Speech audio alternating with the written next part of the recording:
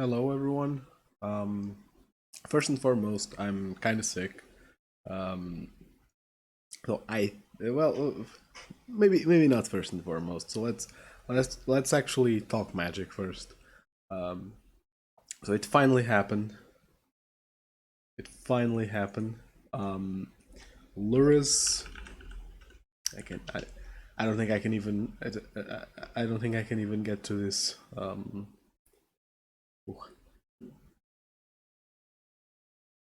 Our sweet boy,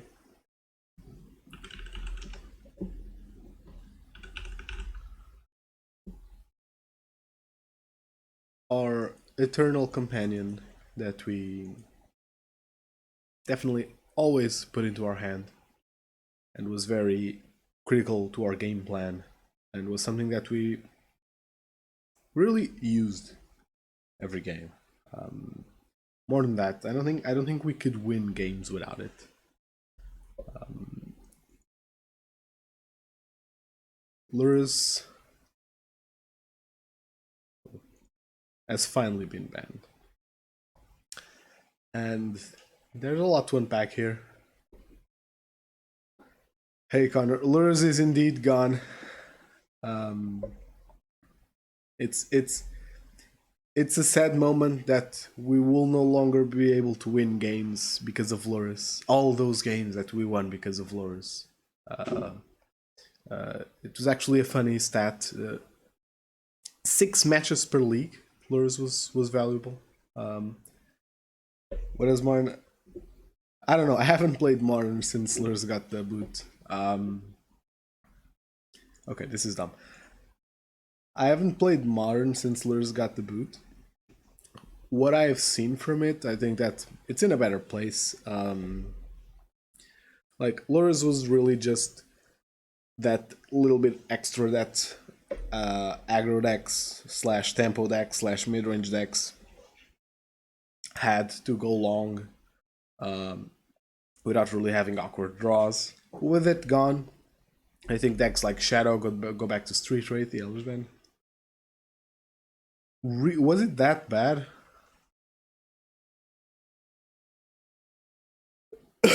By the way, I'm sick, so if I start coughing, it's just, you know, it's life. Um, I assume that the Lurus ban in Pioneer was also good, at least healthy. If you wanna view it like that.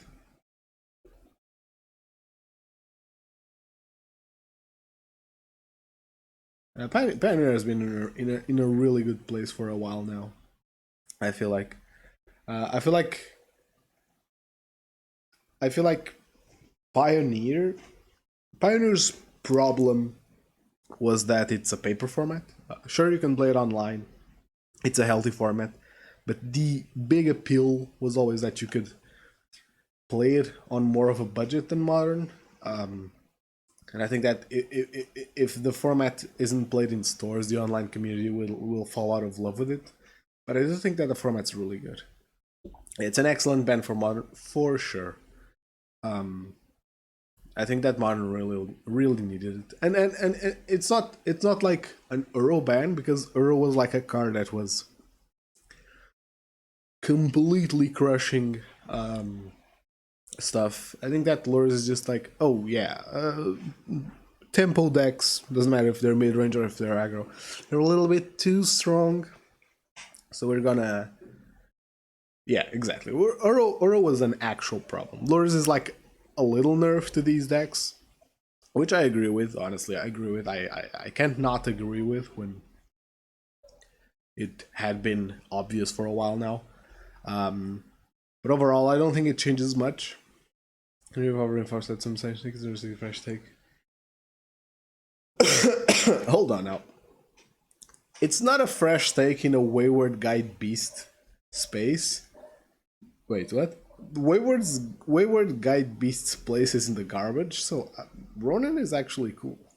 I'm playing some. I wanna go over the list. I wanna go over the list here.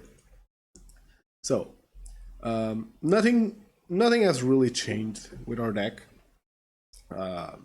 Like yeah, we played lures because we could.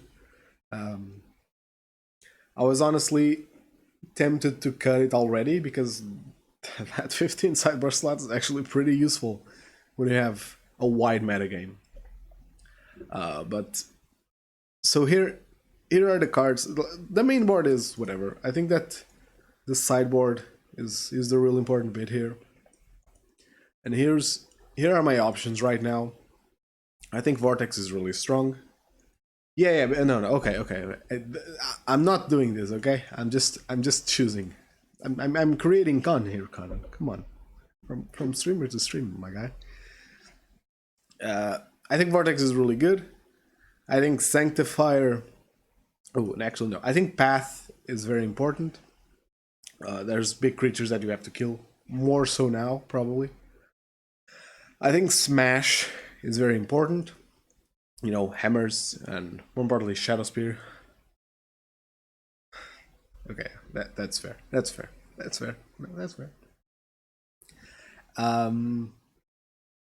And I think I like Sanctifier more. Rest in Peace. Yeah, it's very good for Living End. But the matchup is absolute ass to play. They either have it or they don't. All you can do is apply pressure. I don't think I want to lose too much sleep in the matchup. But here are my options. I'm gonna put those away. Rest in Peace is an option. And this is for the 3 remaining slots. Rest in Peace is an option. So what happens? It's I don't know if it's cruel or if it's good that Sanctifier and Rest in Peace, they kind of miss each other in what they hit. Okay. We'll get to Silence. Hold on a minute. I think that Rest in Peace and Sanctifier match each other's matchups. So it's like this hates one. Where's my hand? One type of maybe it's like this. Sanctifier hates on one type of graveyards. Rest in Peace hates on the rest, and I think that they don't match. Their Venn diagram doesn't really touch too close together. For example, I hate Rest in Peace against Murktide. I think Sanctifier is a very good card against him, and so yeah, I think that it's reasonable to play both. It's reasonable to play both if you're in a meta that justifies it. I think that Rest in Peace only hit right now is Living End. As I said, I don't care about that matchup. Yeah, so 2 things. First, it's not that the matchup is unfavorable. I don't think it is, probability-wise. It's just that losses feel so hard to deal with. They just do it and you lose. They win by a mile. They lose by an inch. That's basically it. So games never feel good.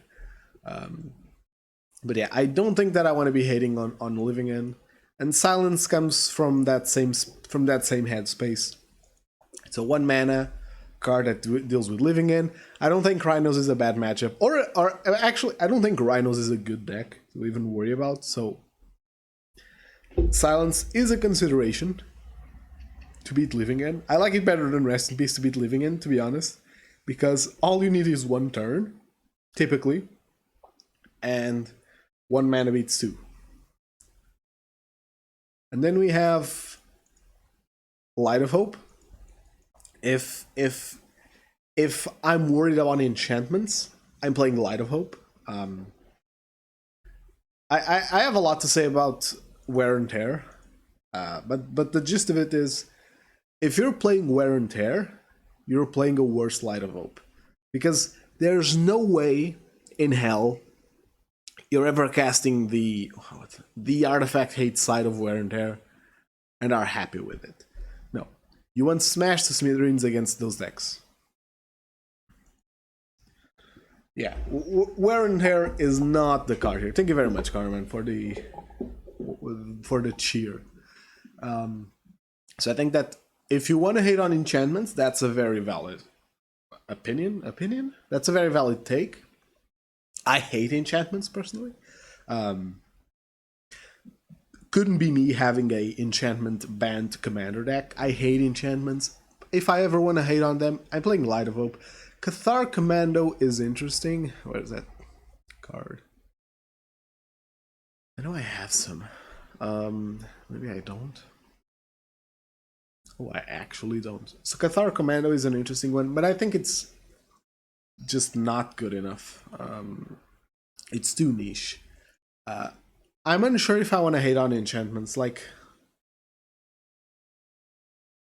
yeah, Cathar Commando is interesting, but I don't know. I think I prefer Light of Hope. Light of Hope, it's good in the mirror. Because it both denies a Boros Charm or kills an Eidolon. It, kills ley lines, and it even has the little mode where it can become damage. Like, I don't know, if I'm playing Light of Hope, I'm definitely playing 3 in the side.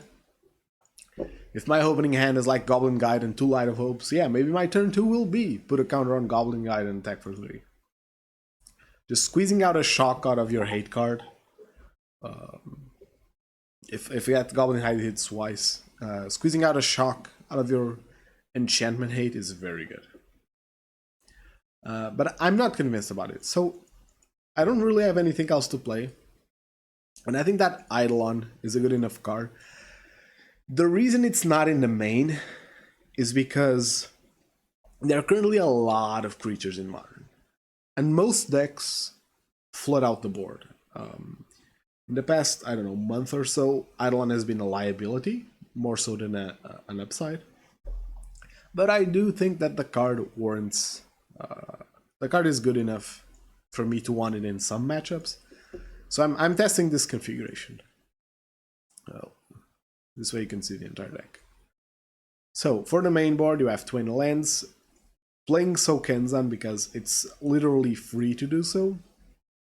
Well, pretty much literally right now. Playing the typical creature spread. Well, no, Eidolons should be in the main deck here.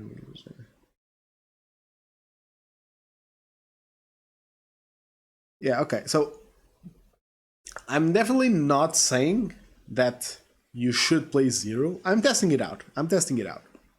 The argument here is that because Modern has become has been happening a lot on the board, Eidolon isn't attacking. And when Eidolon isn't attacking, it's rough. It's rough. Because if Eidolon isn't attacking, it's because the other side of the board has, a better board than you, and they're attacking you. And then Eidolon just kind of puts you on this symmetric tax land, but you're also losing the board. Because it's not a strong creature like as a beater. Eidolon better than Ronin. I disagree with that in the current meta. Ronin squeezes in for damage very early on, and it's a better top deck in the late game, which is relevant right now. But this is all experimental. I want this to be clear. This is all experimental. I'm not saying that. Well, I did, but I'm not saying that for all eternity. I'm saying that right now, I think that Ronin has more advantages in the main board than Eidolon, and I'm testing this configuration. A very valid take would be something like this. Not this in the side, but like something like this would be very valid. Like 2 of each, 2 Lightning Helix, because it's like the most cuttable main board card. It's the main board card that doesn't really have a specific unique effect that you really want to find in every game. No, I could do this. I could. Do I want to do this? Hold on now. I do free up like some sideboard slots. I think I'd play the other 2 here. Well, this is actually okay. Hold on now. I like this a lot, actually.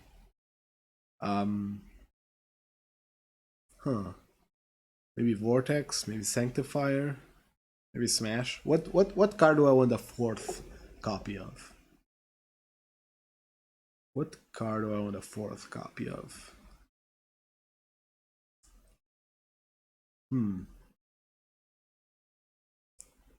I want the third Lightning Helix? Spare slot for lures. I got him. I don't have lures anymore. I was very lucky. I caught the lures ban like 1 minute after it was announced. Like I just opened up Twitter. I don't know why. And it was there. Wizards had just posted the ban. And I raced to Magic Online to sell my lures. Which netted me 15 tickets, I think. Card is unsellable now. As far as I know. So I have one slot. What are we doing with this slot? I actually like this. Like, do I like this too? Well, okay, no, maybe. I'm backtracking. I know. I'm going with my original plan. I don't like two ofs in the main deck. Like, why am I playing two Eidolons in the main deck? To never draw it? Yeah. Okay. No, I don't like it. I changed my mind. This is what I'm going with. Eidolon's good. I think Ronin has more value in the main board. Right now, this is very relevant. Right now, in the current meta, I think that applies. Maybe that won't always be true, but I think that while the meta is very board-centric, Eidolon has a lot of weaknesses. But the fact that I'm playing it here means that the card is still good. I don't know. Let's see how it runs. Let's see how it runs. Let's play a Modern League. Okay, this is it. Let's go. Okay, so title of the stream. No. Title of the stream. I hope title of the stream is correct. Title of the stream is a COVID positive stream. And let me talk a little bit about that. So what happened was the office where I work at, there was a dude. He tested positive. And the day before he tested positive, he helped me with something on he helped me with something, so I was close to him. And I found that out on Monday. Ooh, I don't love this land. Oh. Okay, this hand is not amazing. This hand is not amazing. How much damage is this?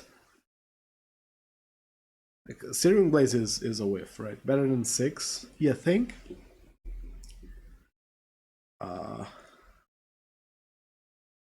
This is 10. This is 13 damage. This is 13 damage and maybe a late 16. I guess that's true. My opponent's on Yorion, so like it is dangerous, but because I have 2 lands, I think I can keep. And because I have double Skullcrack, I'm not that scared of like a random Omnath coming in. They will most definitely be taking damage from their lands. I think this might work. We even drew the 1 CMC spell for posterity. That's a word that I didn't say properly, but this is 16 damage now. That's pretty cool. Reflecting Pool. It's probably a Renin 6. Ooh, that's very much a problem. Psych. Okay, this is actually the best case scenario for a Spreading Seas. I have double Skullcrack. Well,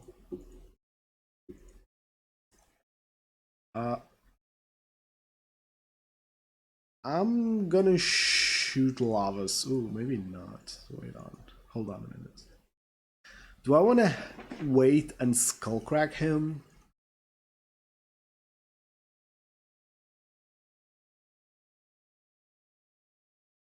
I think I might need double Skullcrack to actually win. So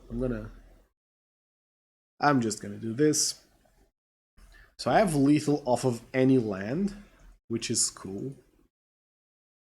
And is kinda dirtling, which we like. I guess he isn't dirtling. This digs for that digs for Omnath, so oh. It's here, boys. It's here. Oh, that's an alarm. I'm sorry if you heard that.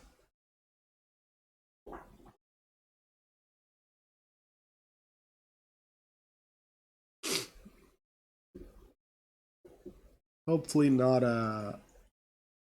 Hopefully not an Omnath here. Oh, that's. Oh, wait, what? Sure, whatever.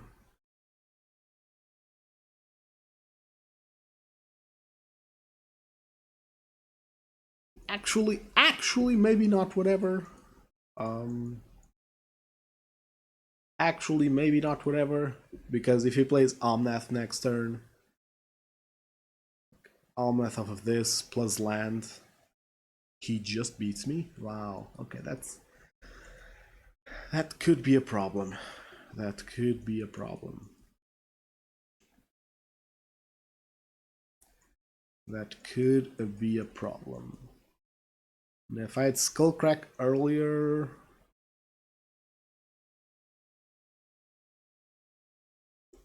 that could be a problem. So what do we say, chat? Do we play around? Well, we can't really play around on. See, this is the thing. We can't play around Omnath here. We just can't. What we can play around is like a Solitude, and we keep Searing Blaze live with this. But that would mean that in this turn right now, I don't think I can play around. I don't think I can play around Omnath. So I'm just gonna do this. So I remember I was talking about something. Oh yeah, so COVID. I don't know why I said that with like a weird kind of American Southern accent, but COVID. What happened was I had contact with someone. I had contact with someone that later found out they had COVID. They were exposed the night before I had contact with them.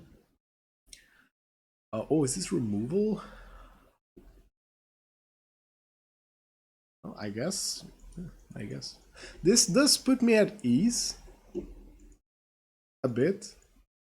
That's a weird play pattern to go for if you have the Omnath. Oh no, that is the Omnath. That is the Omnath. Does he have a land though? No, he does. Yeah, okay. That's over with. That's totally over with. Okay. So, creature's good. Vortex good. Path might be good. Searing Blaze is awful. Lightning Helix, not really needed. And I like Ronin. Maybe I don't need Path. Or maybe Rift Bolt isn't amazing here. Yeah, I think this is the plan. So yeah, I didn't start to develop symptoms like a sore throat. And I was like, huh, okay, I'll do the test. Came back negative. Okay, sure. So it's not COVID, but I have a throat ache. Oh, this is very bad. Ooh, this is very good.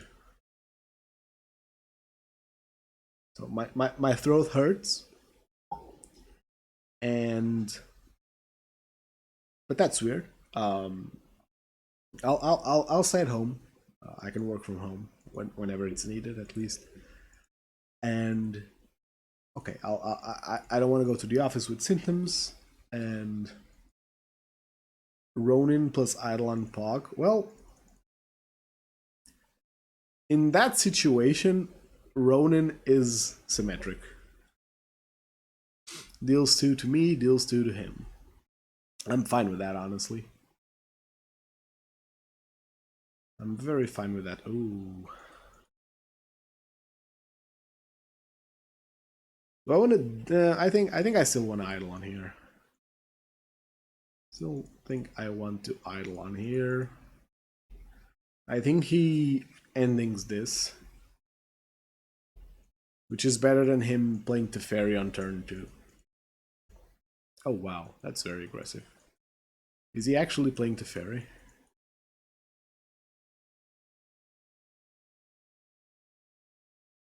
I'm bouncing my... If I draw a land here, I'll be so happy, because I can go guide Eidolon. Ah. That's unfortunate. I think I do need to kill the Teferi here.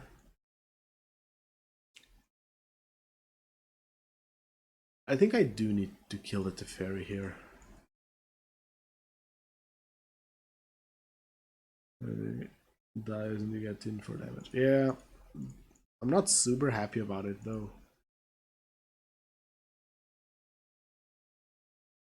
Because an Omnath from my opponent is still very good here. Seriously, Omnath is such a dumb card to have been printed. Okay, that's annoying, but I can live with that. I can live with that.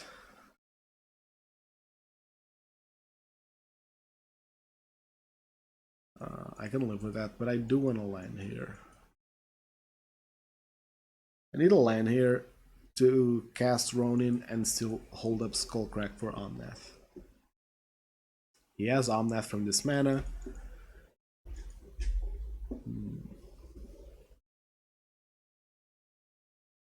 He's playing like in a very weird way.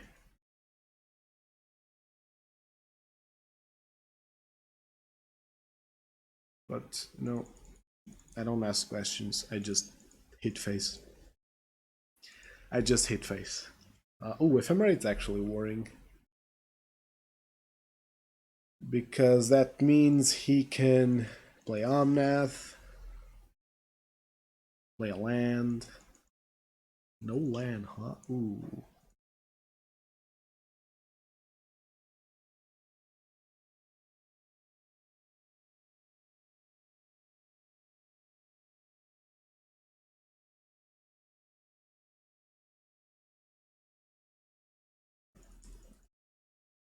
So I think I got it here.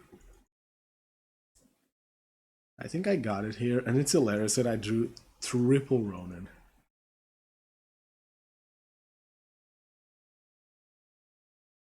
Okay, so here's what I have to do.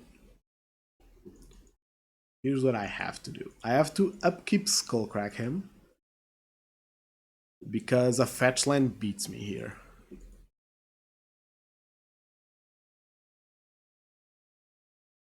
Okay. Yes, Darwin's DeVito. So nothing I could have done there. He's gonna bounce my Goblin Guide, maybe a Utopia Sprawl, nope. And if he plays a land here, it's done so. Still no land, that's good for me. But now he has to ferry. Now he has to ferry. So I kinda just have to go for it here. I need to Skullcrack and wait for something to deal damage here. I don't think he has a land. Well, this definitely digs for a land. So yeah, Teferi plus Omnath, very hard to beat. Definitely very hard to beat. And he's gonna ephemerate. Yeah, okay, so very hard to beat. I don't even think there's a world where I can win this now. I'm 2 draws off of Path. Yeah, well, there's one. I can't cast Path. Because if I path this, maybe I can win, because I can start unloading damage on the board. I mean, I'll play it out because my opponent was land screwed, so maybe I can get in for enough damage somehow. Or like I can path the Omnath before he finds another land. But I'm not very hopeful here. Not very hopeful. Oh, that's a lot of ephemerates. That's a lot of ephemerates.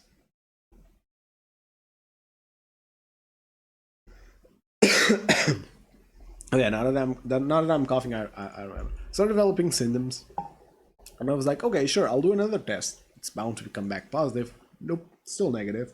So you know what? I'm not sure if I have it. It feels like a very mild flu in terms of symptoms, which isn't to say that that's all COVID is, but you know when you're vaccine and yada yada yada. I think this is it. Yeah, with Ren and 6. Okay, I'll play for Path here. Okay, I do get Path in.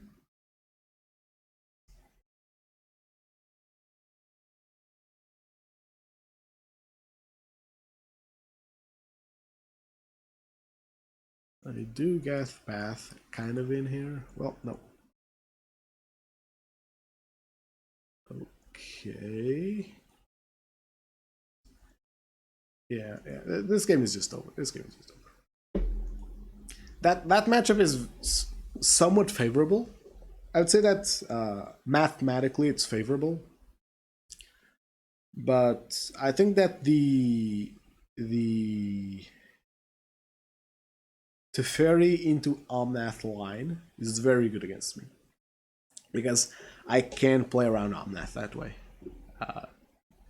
If they have it, they have it. Sure, my first hand was slow. That first keep was, and I knew what I was up against, so maybe I should have mulled. I think that was my mistake. Game 2, he goes ramp into Teferi into Omnath. I mean, it did. Wait, he didn't play Omnath.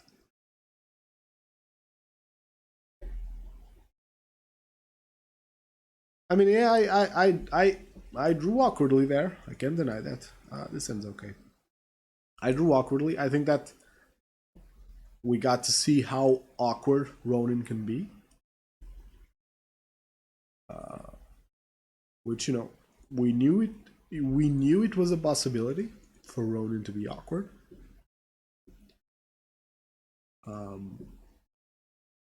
Nevertheless, still think the card is good.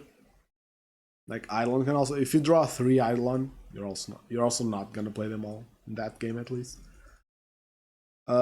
This is a push probably. Oh no.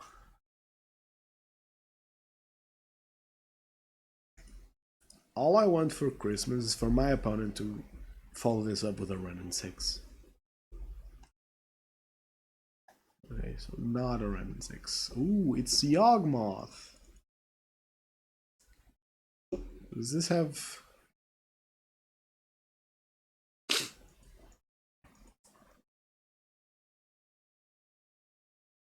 am I killing Hapatra? Am I killing Hapatra?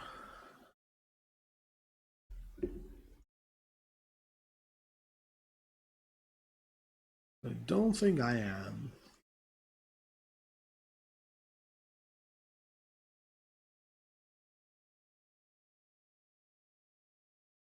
Maybe I am. Yeah, maybe I am. Yeah, maybe I am. Because if they untap, they attack me, they put a counter on Swift Spear that gains them a life effectively and makes combat with Swift Spear slightly worse. I have a lot of damage in hand, so I can play a bit of the control role. Unless this is a wall. Oh, it's Blood Artist. We're very fine then. Ooh, am I triple bolting here? Like bolt, skewer, skewer? I think I am. Before they develop a proper board. Bolt. Skewer. They do gain a life, which is fine, honestly.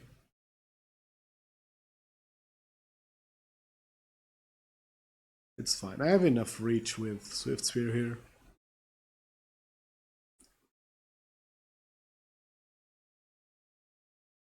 And let's get it. They're at 8? 7. Wow. So top deck Boros Charm does it. Not a blocker from them also does it. So I'm honestly in an okay. A fetch from them does it. They play a couple. I don't really know what hand my opponent kept. Like he kept tutor targets instead of an actual hand. So it sucks that I can't tell you, oh, hey, here's why this matchup is good, because this and that. And, ooh. Okay, hold on now. That's actually pretty spicy. He's dead, but that's actually pretty spicy.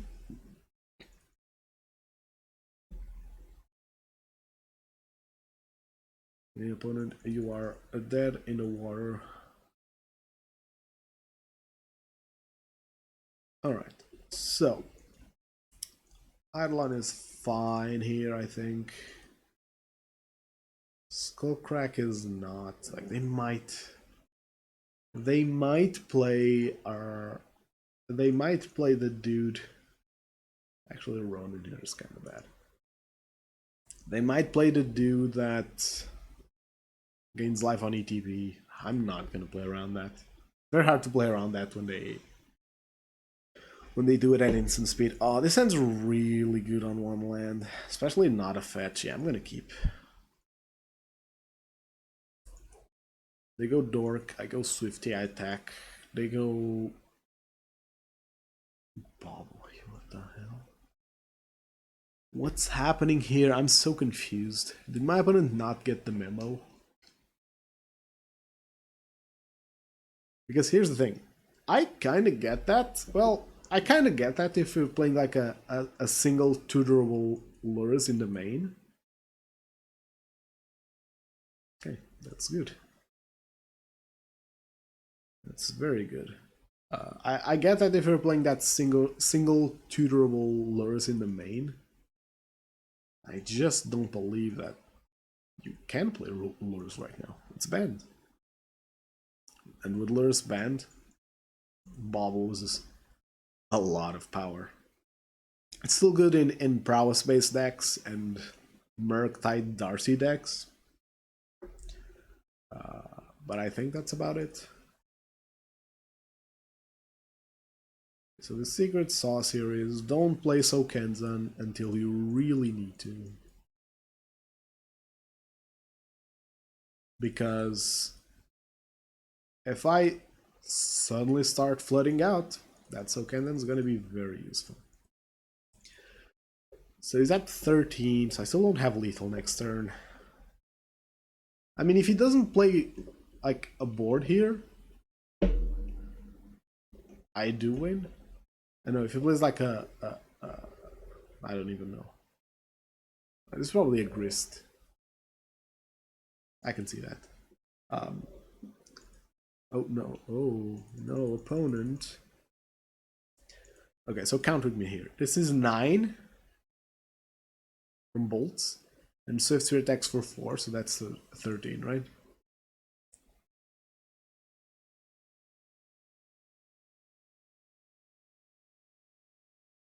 So that's gonna be lethal. My opponent was just playing garbage, so I can't really comment too much on this game. But see, this is why they say don't play cards that don't impact the board right away. My opponent tapped out to play this. Both games, he tapped out, played that, died. That's why you're advised to not play random garbage cards. Random garbage cards that just don't do anything when they come in. or actually random garbage cards that not only not do anything when they come in, but they also don't really do anything when you untap with them. That seems like a very bad card to be playing. Maybe there's a combo around it that I don't know. You tell me. I'm really not well versed in random crap that exists in the Magic universe. I very straightforwardly only know cards that are good in Modern. So yeah, maybe there's something there that I'm missing. I'd say that there's definitely something there that my opponent was missing, which was life. On the draw, I want some 1-drops here. Ooh, this ends very good. This ends, especially against Yorion, as good as you could ask. I wonder if I want to tech against Yorion in the side. But I'm already pretty teched again. This is going to be Utopia Spell. Well, 1 growth. That's better. Okay, so that definitely asks for a fetch here to, you know, thin out the old deck. Which is a thing. I don't think it's reason enough to play fetch lands. If in your mono deck, playing fetch lands to only thin out the deck, I don't think it's worth it. Alright.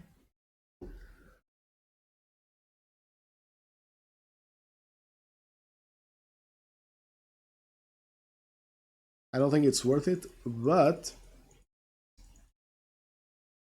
I think that if you are playing them, using them when they relevantly thin your deck is good.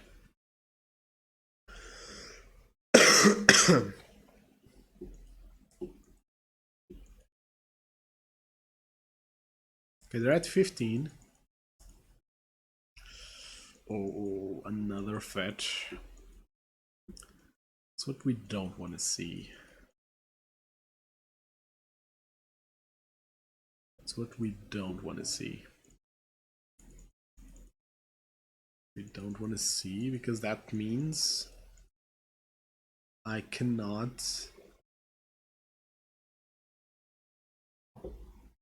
Okay, that's whatever. They're at 12. That 1 point isn't going to save them. What this means. Okay. Okay, so I have a decision here, which is, am I casting Skullcrack here, risking an untap into a win from them, or can I do anything about it? I'm not winning next turn. I can deal 12 damage next turn, so I think waiting is fine here. I think maybe I'll fetch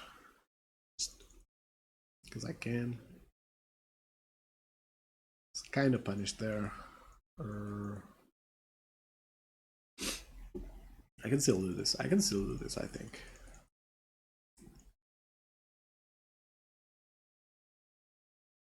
I think I'm still in a position to do this.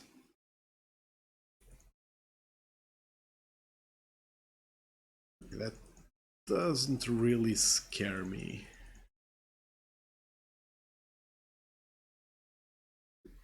Doesn't really scare me, but I do want to draw here. Out of fetchables.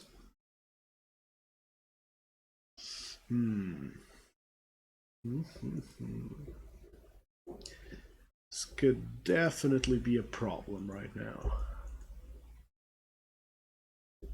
Because I have the 12 damage, but I cannot hold up Skullcrack and deal the 12 damage next turn. So let's think about it in another angle. Can I beat an Omnath? Can I beat an Omnath? Can I? They can Solitude off of this, right? They can't. Okay. Can I beat an Omnath? If they play Omnath,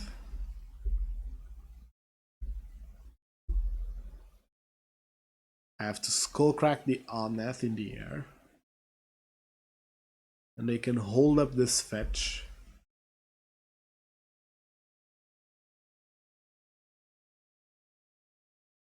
They can hold up this fetch to upkeep beat me. So I cannot play around Omnath. Knowing that, I'm just not gonna do it. So not playing around Omnath here.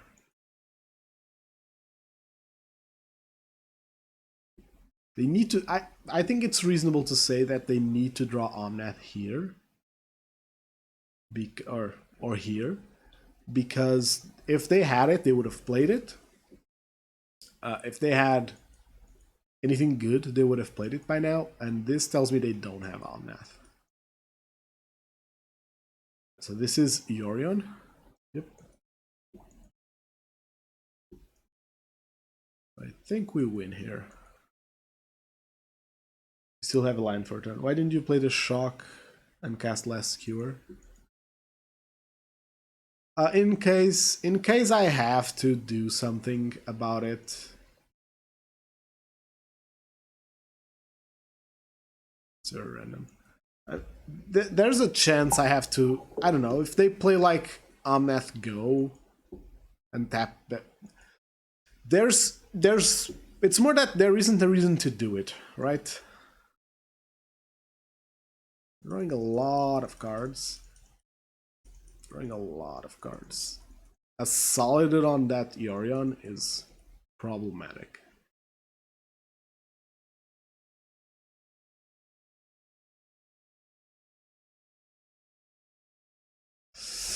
Ooh, that's actually a big deal. That's actually a big deal.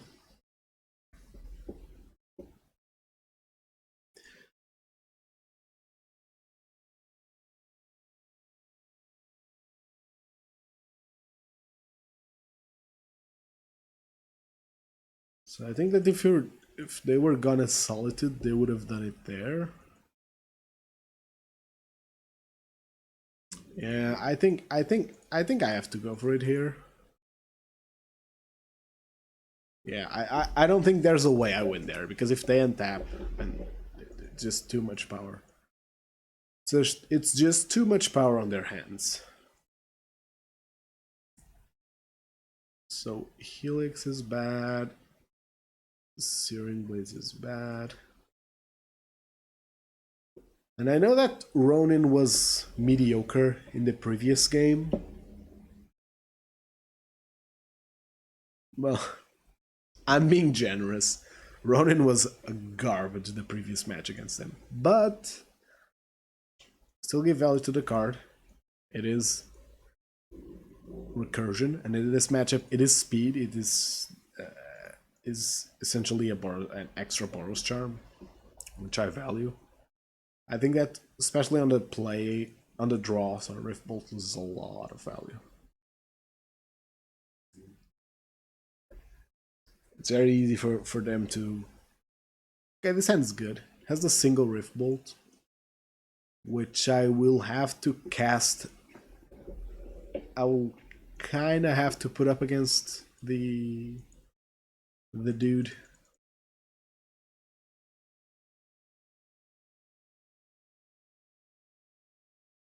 That's good. Okay, options.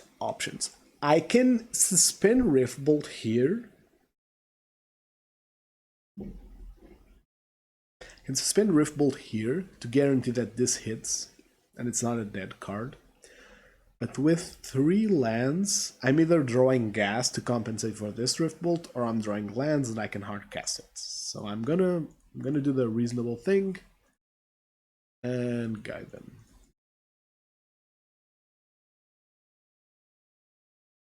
Guy just gets in, reveals a Solitude. Annoying, but manageable. Oh, and they have to fetch it away. Okay, prismatic ending. Setting up for a Teferi. Ooh, I can double Swifty here. I'm gonna have to shock myself here. Because I need the white for that dude. And double Swifty here, which is a lot of pressure.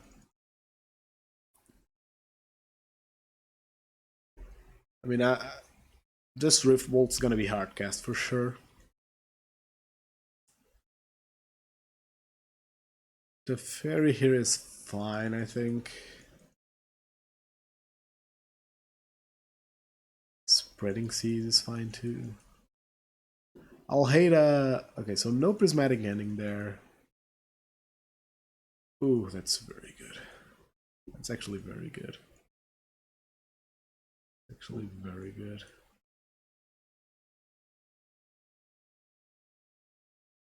Am I walking into a board wipe? Yes. Do they play board wipes? Maybe. Do I care? Obviously not. Do they play board wipes though? Okay, I'm kind of kidding, but do they play board wipes? I feel like they have to.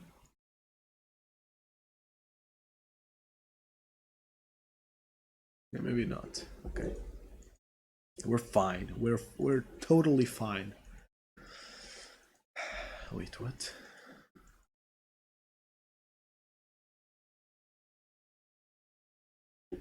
Why would he bounce a Swift Spear though? Can I win this in this turn? Can I win this in this turn? Swifty. Bolt him.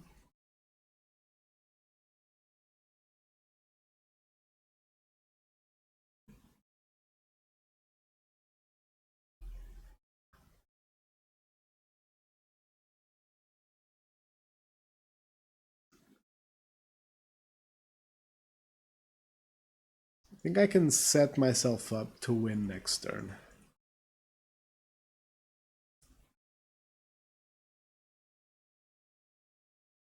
I think I can set myself up to win next turn.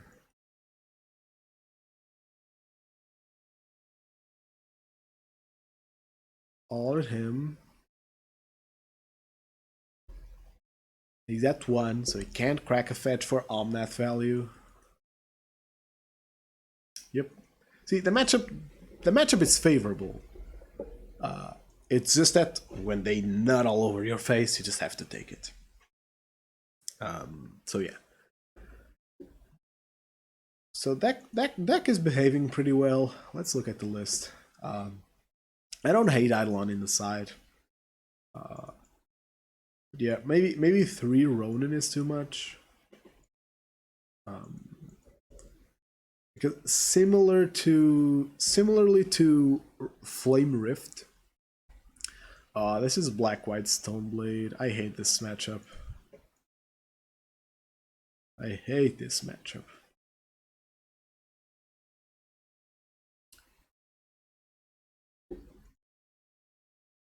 I totally hate this matchup.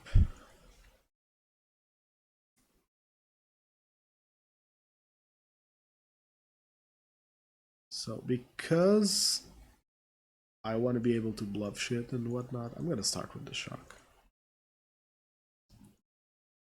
Okay, so if he plays a creature, namely if he plays a Stoneforge, I'm gonna Solitude him. Charming Prince, and he's gonna gain. Oh my god. Whatever, buddy. Whatever, buddy. Yeah, I gotta Searing Blaze it, but that's very funny. Swing Charming Prince, like, how can I not laugh at that? This Solitude might be an issue, because he plays enough Ephemerate effects for it to be a problem. So I'm gonna have to bolt him. I'm gonna have to hold bolt though. I mean, it is at 15, so it's like, it's fine.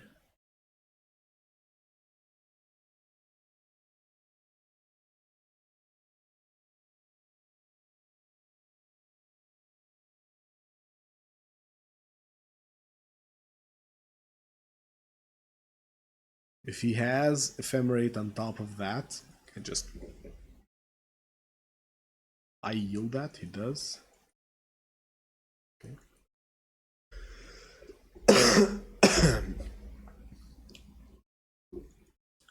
So that is a problem. That is definitely a problem.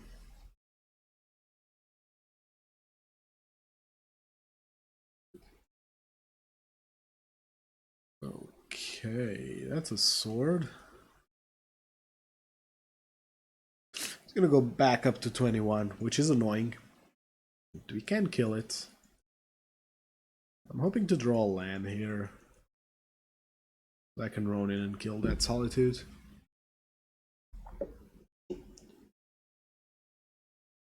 He also has Lion Slash to race me after this hit.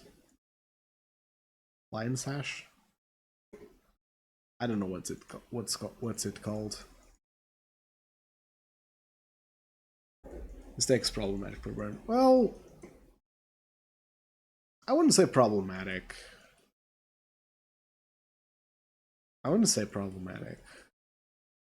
Like he's kind of against the ropes here now.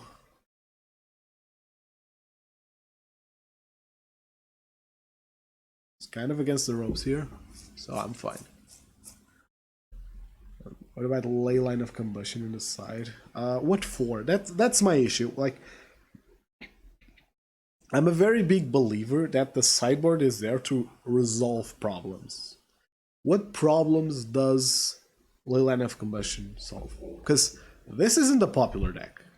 This is one guy that plays it, and Magic Online is small enough that you're bound to play against this person a non-zero amount of times. But this isn't a problematic deck.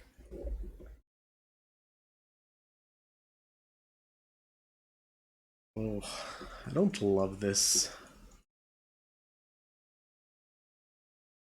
I guess I'm casting Ronin because between Ronin and the Bolt, either is fine. This is kind of card advantage. But I definitely need some paths post side.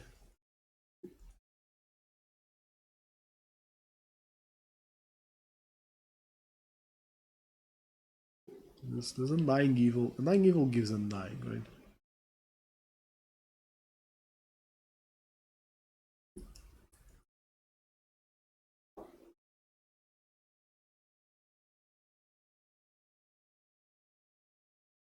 Ooh. So I think I'm dead on untap. Yes, but if I don't draw a land there, I'm definitely dead on it. If I draw a land, I can Ronin and Searing Blaze him. He goes to 7, I untap. And if I draw Boros Charm, I can win. Yeah, because he can't kill me.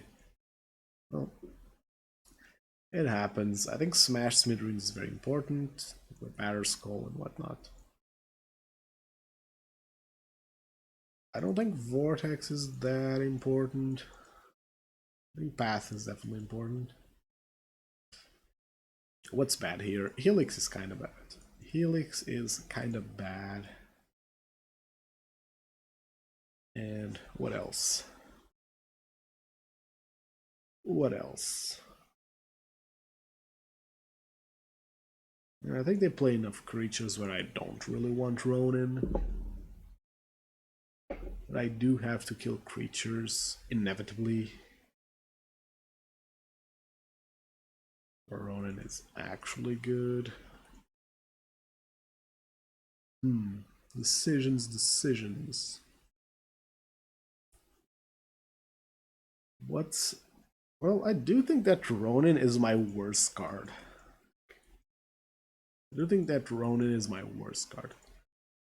This matchup. Yeah, this is very good. Can open up with Goblin Guide. We have a Smash for problems. We have a Bolt for those pesky Ephemerates. Unless he goes turn 1 Solitude into Ephemerate, I'm okay with this.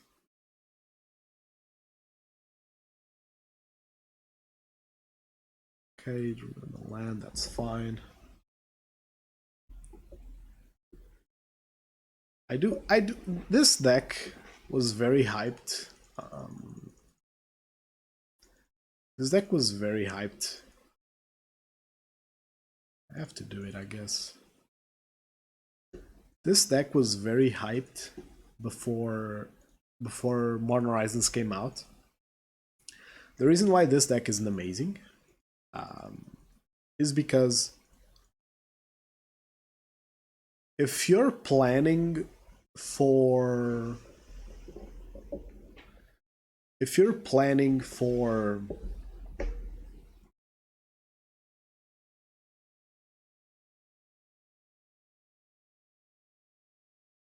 I mean, I guess I am doing it right.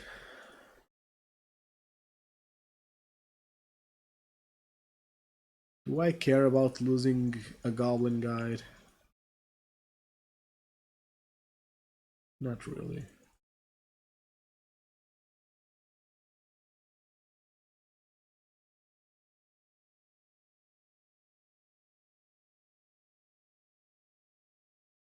I'm fine with this. He's gonna grief me next. Oh, actually, I might care about this.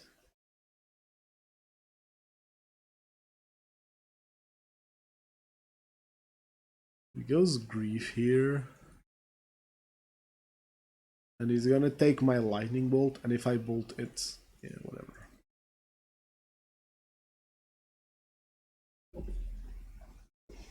Yeah, maybe I should have bolted the creature. He'd be at 6 here, which is still plenty from a.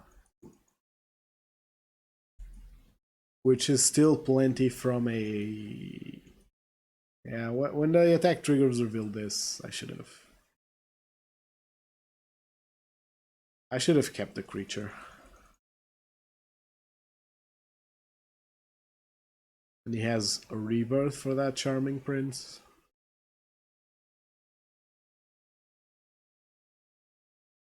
Well, I guess I'm waiting then. I guess. But again, this deck isn't amazing because you play a lot of. Oh, seriously? Wow. But you play a lot of air in your deck.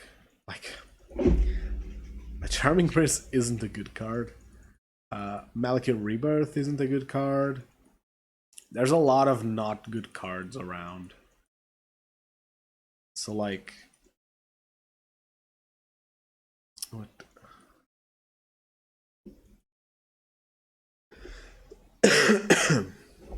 It's fine, I guess.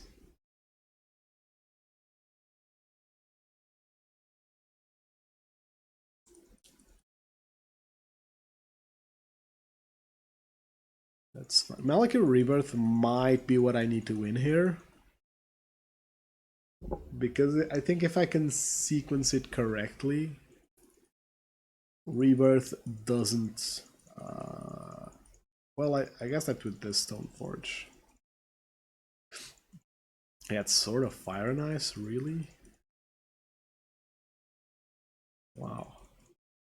Well, I want to land here so I can Searing Blaze the Stoneforge Mystic and just kind of pound my opponent. Another Searing Blaze? Ain't it? Just ain't it. Wow. Do I even attack here? I mean, if I attack, he blocks, he casts Rebirth, he gets 1 life that way.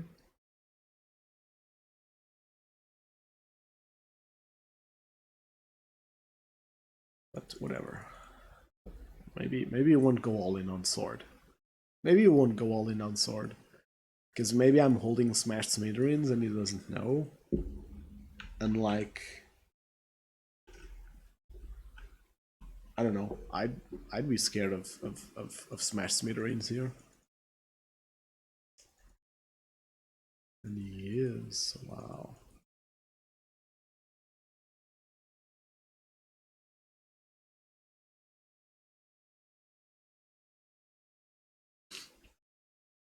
Like, I really don't want to fire this lightning bolt at like something.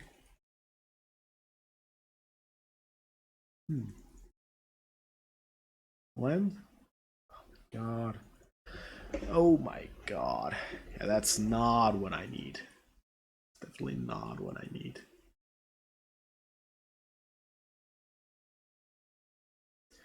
Because here's what's happening. Here's what's happening. My opponent probably has Zunzgansky. Yeah, but he's at 11, right? 11 is such a low life total. 11 is such a low life total that we can realistically get there. See, that's what closes it out. That's what closes it out.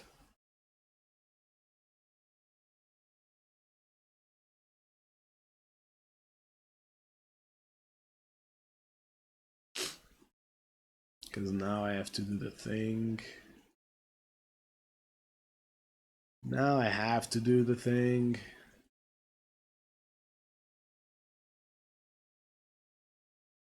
And I'm pretty sure I die.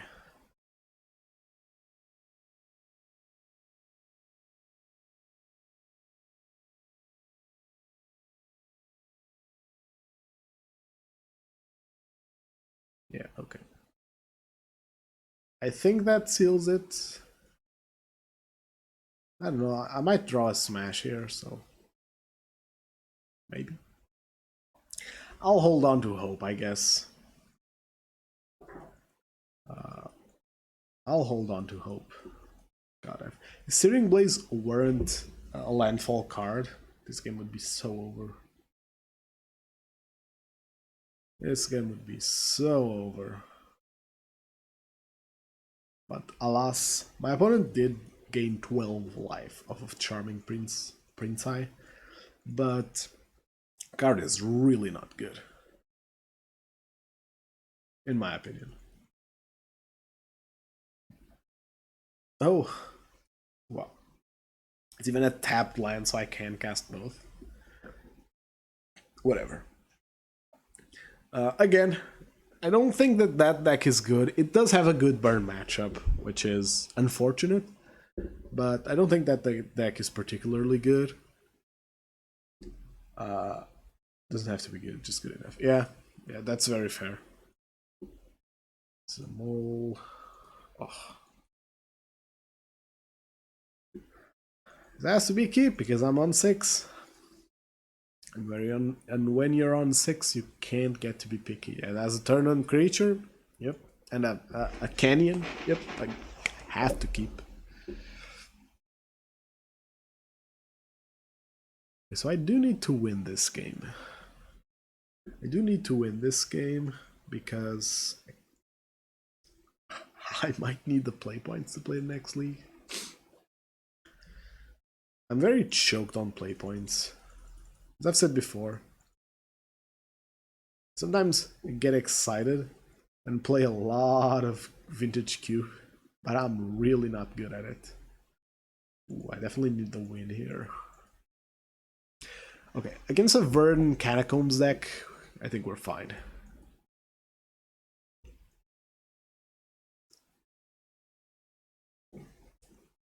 Searing Blaze? God damn it. Do I bolt the bird?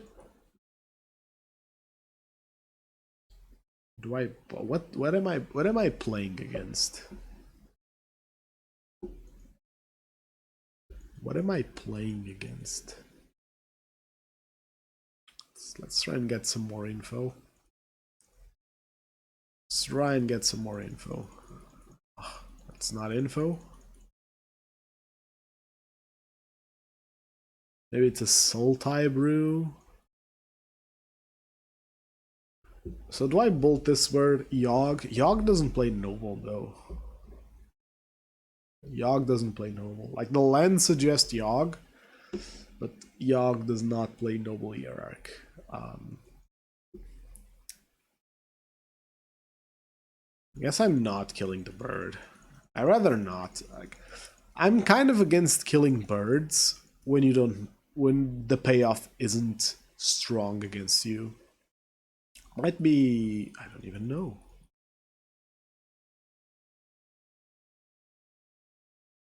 I genuinely don't even know.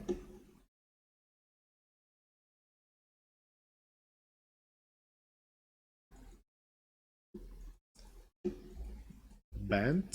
Is this like a banned taxes? There have gotta be better fetches for them than Verdant Catacombs. No, but they have Overgrown Tomb. They necessarily have black. Abzan something? Is this Abzan something?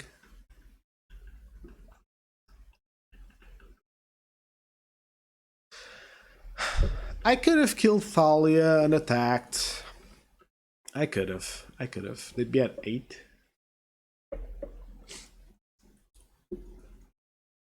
But I think I prefer having them at 7 with this bolt because it means this fetch leaves them within lethal range. Abs and company. Yeah, it does seem like it.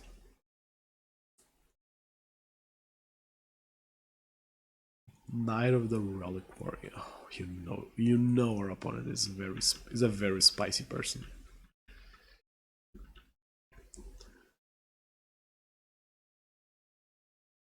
You know, opponent is just super spicy.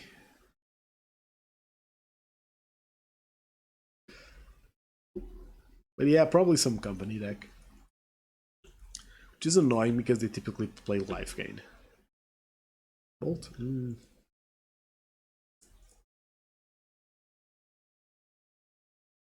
I need something. That's not something.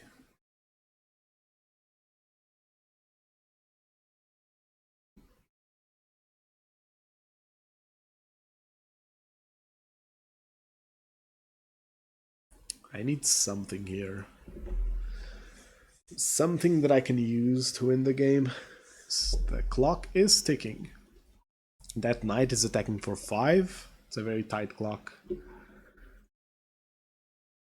Unironically, a Soul Kenzan would be really good here. They're at 3. I wouldn't have cracked that. I would not have cracked that.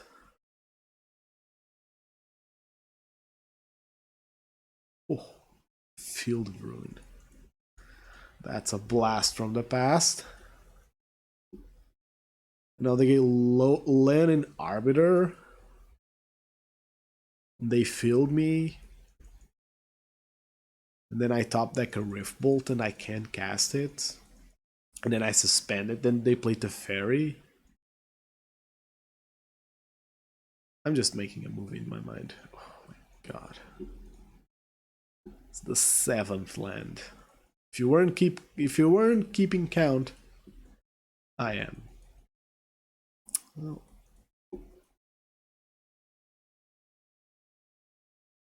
Well, I'm just gonna F6. It does give them some information that I'm not holding on to Skullcrack, but not necessarily. I could F6 until they do something. I think that's a command you can do. Hold on. Pass until response. So you can just yield until they do something. I'm assuming that's it. I found 7 lands.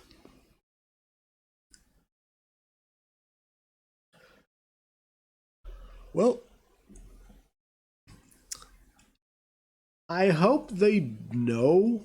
I hope they don't know that if they filled me here, I can't cast Skewer. I hope they know. I hope they don't know that. That's fine. I can live with that.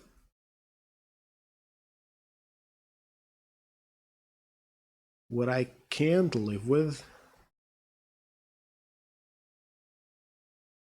Oh, okay, that's fine. Like I'm expecting like a bomb from them. They're just lighting fireworks and sticking them up their own ass. This is a lot of okay things that don't even work together all that well.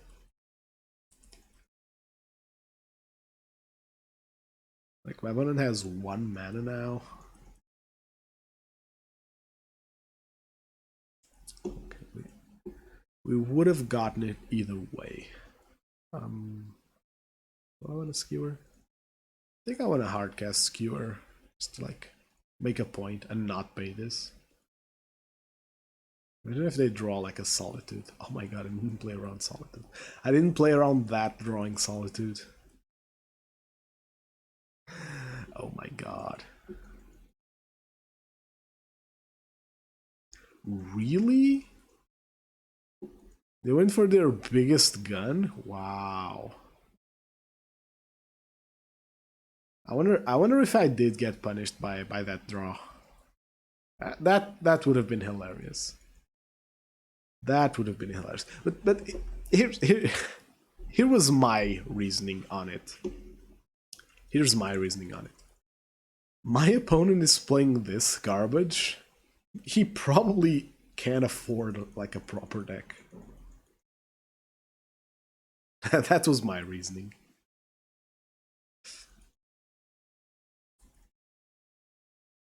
Okay, so attacking here is bad. I have enough power to beat me otherwise. I think this, well, maybe this Goblin should have blocked here. Does he have a Solitude here? I guess he does have a. Ooh.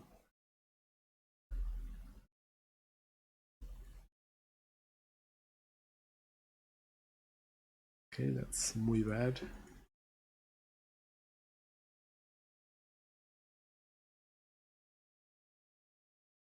I'm gonna lull him in a false sense of security.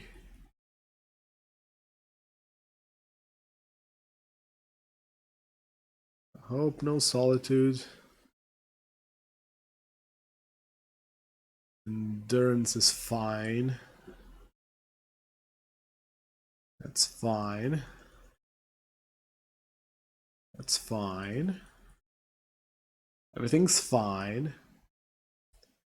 Everything is fine. He's gonna alpha me.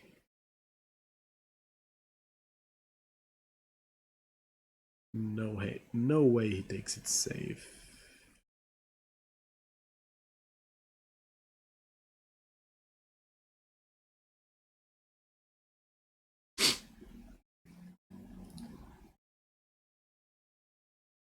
I did learn my lesson. I am paying here. And if he had, well, it's less so if he has it, and more if I don't, I think. I guess I could have another Solitude to survive and then kill me. Like, if he finds a second Solitude, like one draw off of Esper Sentinel, like, I yield, basically. He must have something, or else he would just go. Does he have the Solitude? Yeah, that's a Solitude if I've ever seen one.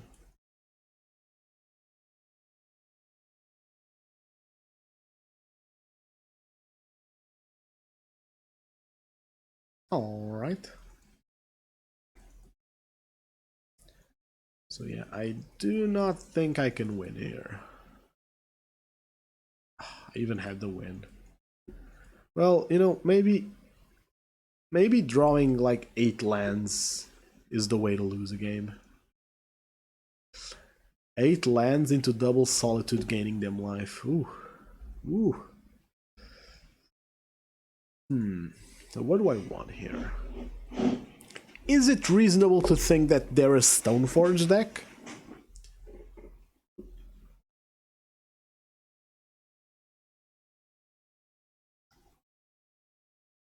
Well, thanks for hanging out. That's an excellent name, Kokian Coke and Pepsi are the same. Thanks for hanging out.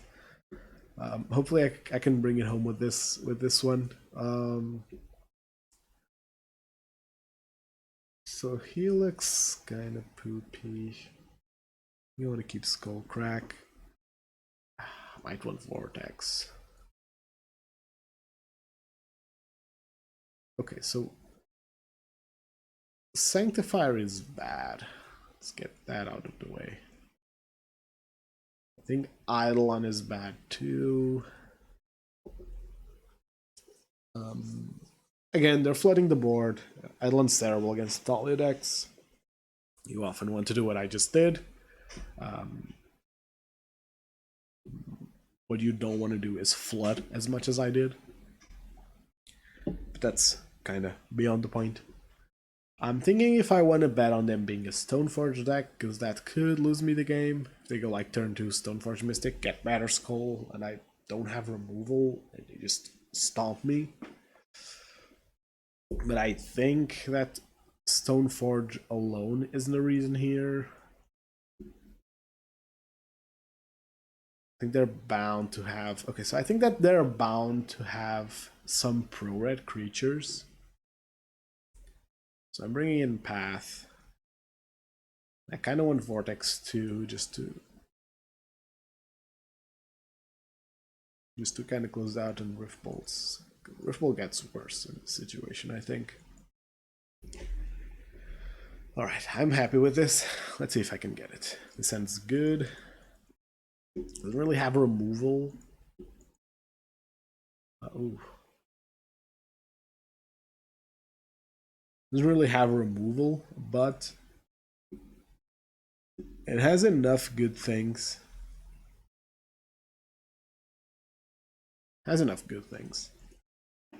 Also kind of has removal, because if you play Stoneforge, I can go Swifty attack and skewer the Stoneforge.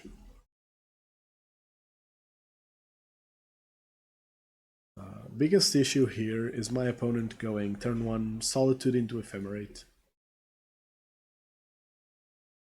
Which nothing guarantees me, there's nothing that guarantees me that he doesn't have that attack in his deck. Horizon Canopy, that's a good land for him to draw. Well, depends on how healthy he is in terms of lands. If he's healthy enough, maybe not so much. It's gonna be a Dork, okay. Searing Blaze? Ronin. Okay, we take that actually. We take that. We cast Ronin, we cast Swift Sphere. We attack. Next turn I have Charm into Skewer.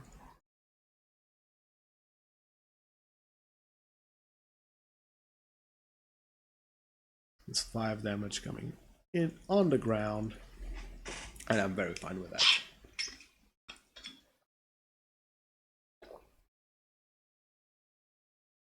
Okay, this is pretty cool. My water bottle is the same color as the... That's pretty cool, actually. This is not a transparent water bottle. I'm not a magician.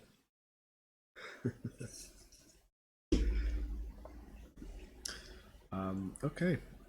Dealing 5. Revealed Esper Sentinel, which is fine.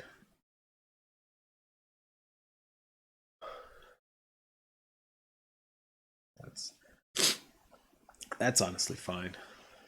Yeah, that's honestly fine. Better they do it here and now than in a bit, where they actually have reasons to do so.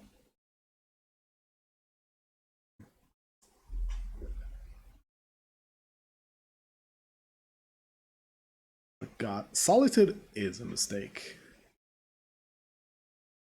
Solitude is very decidedly a mistake, in my opinion. Oh, look.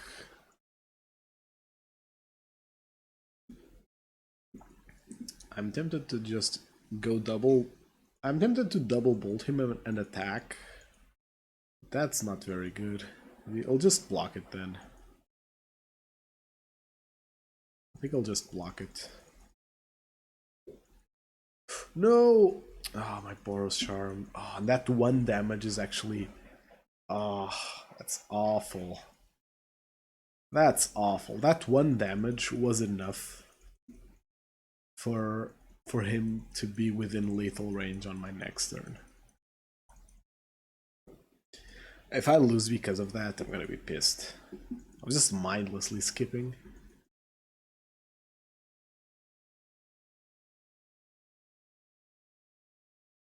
Okay.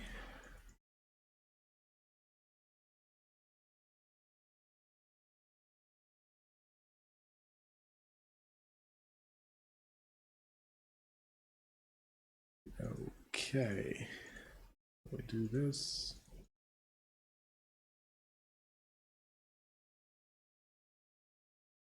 Yeah, I would have won here, which pretty much sucks. So my ask here is finding a lightning bolt. Just so I can go unpunished.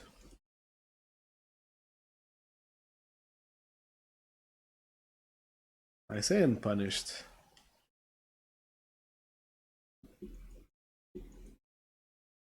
Same applies, I can still lose off of a solitude. Yeah, I can still lose off of a solitude. That's a very rough solitude for him to cast. The solitude can only hit Tireless Tracker, which knows this bolt is still at 1, and he has to block here, so his board is just very sad afterwards. Okay, so I think I read that pretty well. I don't think I want Smash. I think I'll keep the same 60. I'm gonna draw now. I think the matchup should be easy if I'm not flooding out. This is fine. I have a bolt for a potential whatever he plays. F2 lands.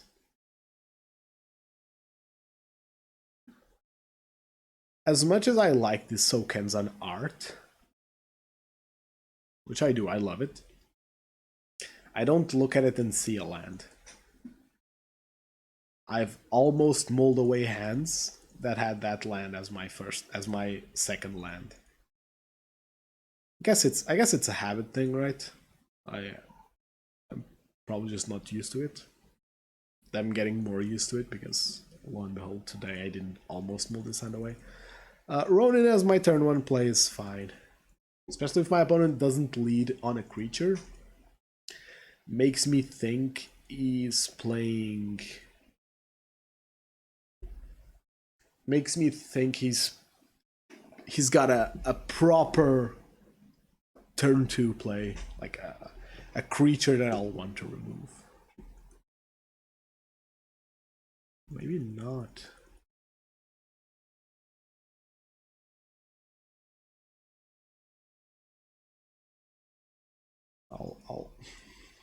I'll stick to what I know. Is this gonna be an Eladamri's call?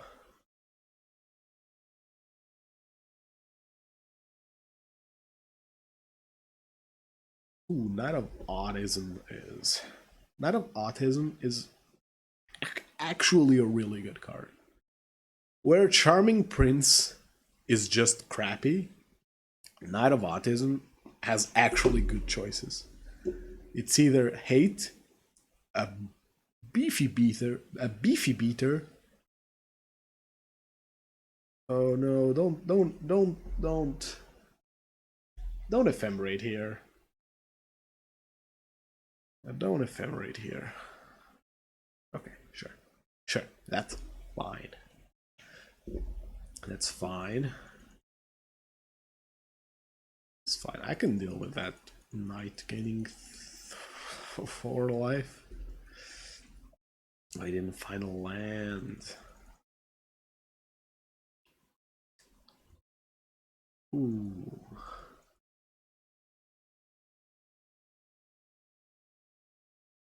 So here's the deal. That knight...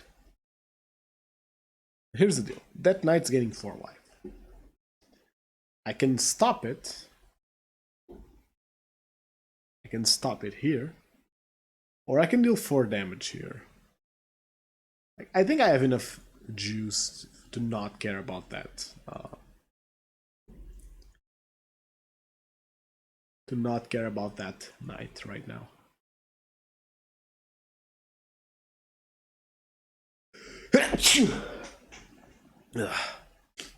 Okay, sure. Let's...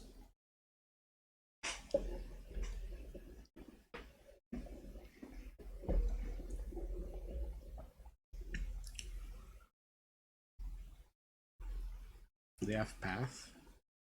What's this? Eladamri's call, so he does have it. I just didn't crack it because he wanted that knight. Solitude. Wow. That's actually really cool. That's actually... That's the wrong target, my guy. It's the wrong target. I'm gonna go up to 14. I'm gonna spike skewer the knight and keep going. We'll be at 9 then.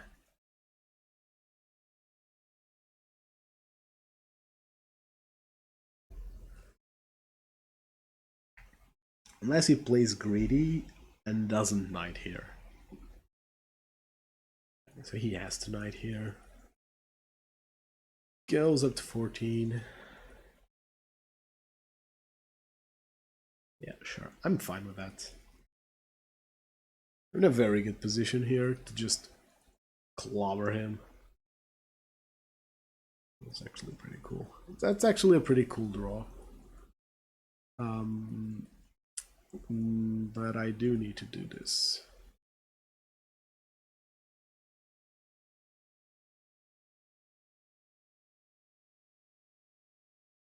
This puts him at 9.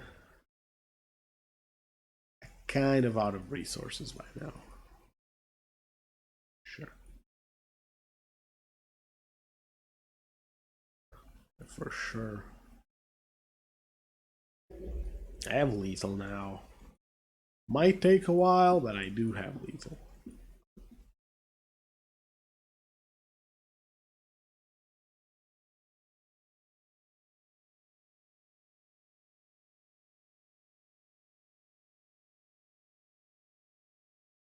Pretty sure.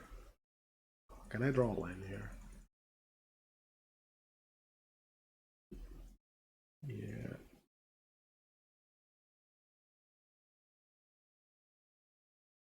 That's what I'm doing.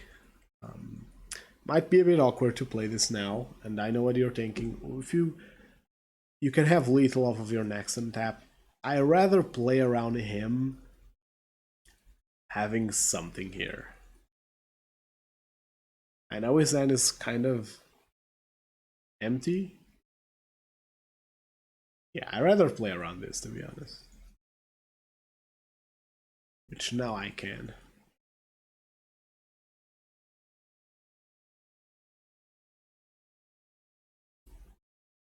Which now I can comfortably play around this. I have the mana to pay, and I can set up a turn where I Skullcrack with a mana up, and he cannot escape the anti-life gain. Thalia, huh? Alright, that's a weird one to fetch there.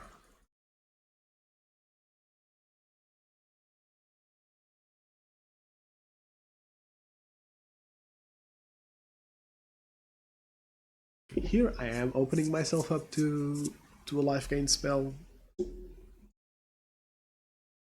I think that there's actually no choice. And I can just win off of this. If he taps out for endurance, I'll just kill him. If he doesn't, well then, I won't.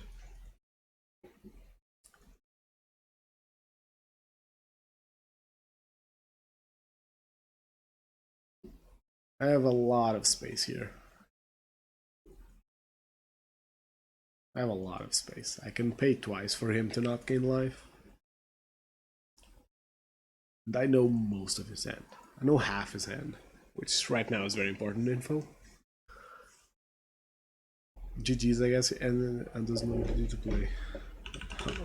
My opponent told me this.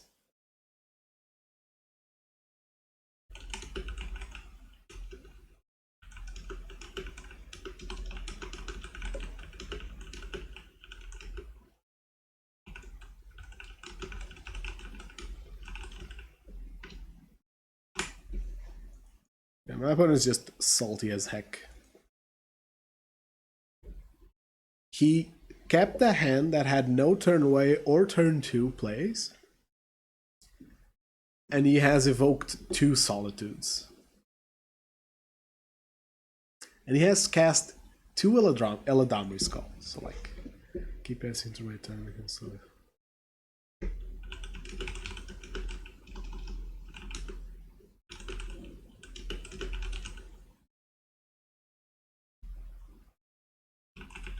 Okay, so my opponent was actually bugged. No, he's actually bugged.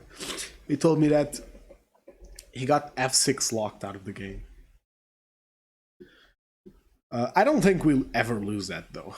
So like, sucks for opponent, but also doesn't matter. This is garbage, right? Okay. So, list. What did we like? What didn't we like? So the good. I liked the side. Side was very apt. I lost one matchup, which is a bad matchup, but also I think it was that match where I flooded out a bit, right? That game where I started to flood out a bit. Yeah, I think I flooded out in one of those games. So I'm not discounting that I made some mistakes, especially the first Yorion match. I think my first keep was very not good. I think it was very not good. I'm not super convinced about Skullcrack in the main, but I also know that it's actually important. I'm tempted to cut Lightning Helix for Eidolon and see how it goes. Decisions. Okay, so let's think about what can I, because I want to play another league, by the way. I want to play another. It's still early enough, and I don't have any mandatory tasks. It's a weird sentence. I don't think you missed Eidolon really. Yeah, me neither. I didn't feel like Eidolon would have changed any of those game ones. I think game one, because you're naturally on the aggressive seat, you're fine with taking this. I did like Eidolon post side against some matchups, especially the control matchup. I think that it's fine. I'm actually comfortable enough to running it back. You just want to run it back? Is that a legitimate strategy? I feel like all my side pieces were okay. Like Sanctifier was never relevant. Smash was barely relevant. Did get griefed away, but there's nothing I can do there. Just not super happy with Helix here.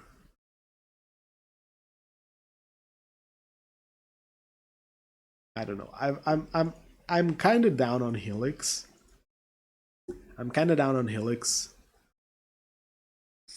While I think the card is, good and something that, well, I don't even know.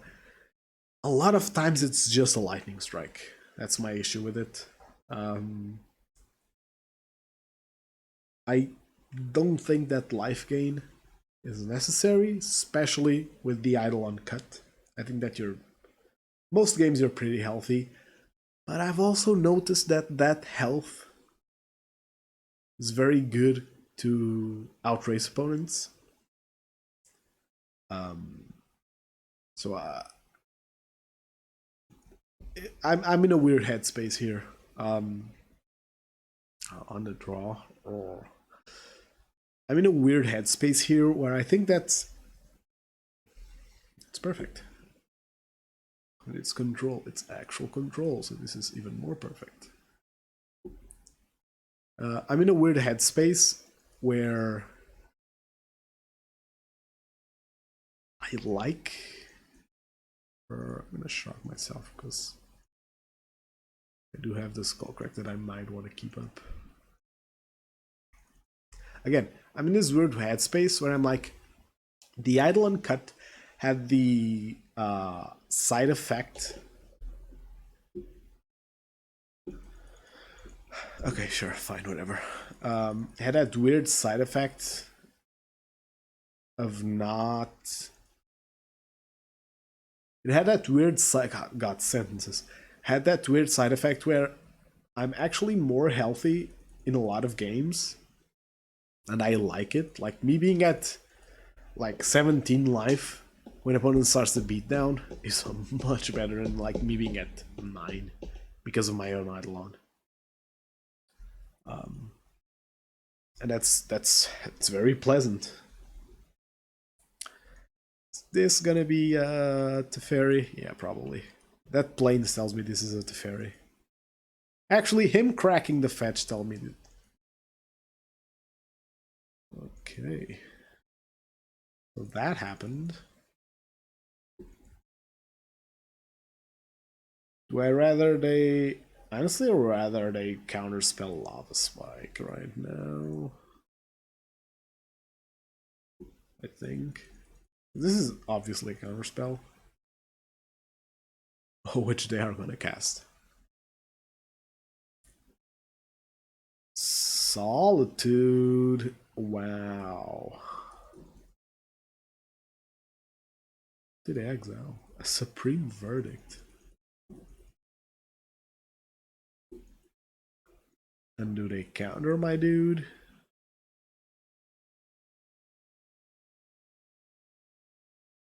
No counters, huh? Okay. I'll just cast this, not mind me. So he doesn't have counterspell, is what I get from that. From that interaction. Maybe could have Ronin and a Helix for 2 free. Yeah, that's exactly what I'm thinking. Because both Ronin and I don't like this. Both Ronin and ooh, but I do like this. So I don't think I'm throwing Ronin into the flames there. Because both Ronin and Flame Rift are cards that you don't want to see. Like, seeing the second one is okay in some situations. It's okay in some situations. So my wish here is for my opponent to like tap out for something.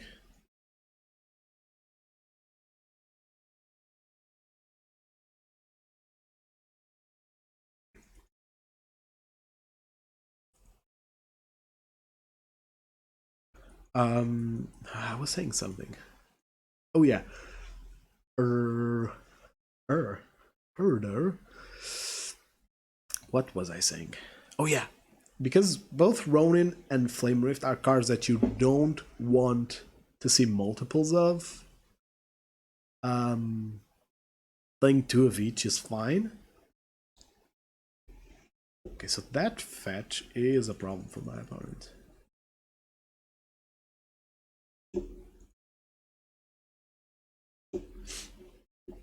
So I'm gonna go Ronin. My opponent's gonna counter it. Do I Helix them? I think I'm supposed to Helix them.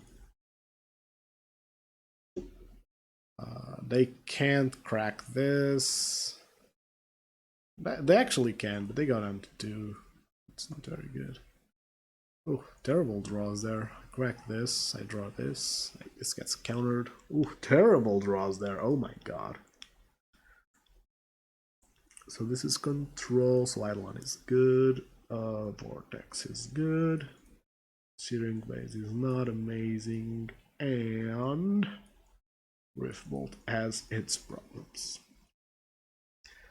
And because I don't mind cutting into the Lightning Helix slots to include other cards, it does go a bit against what I was saying, which is I like being healthy.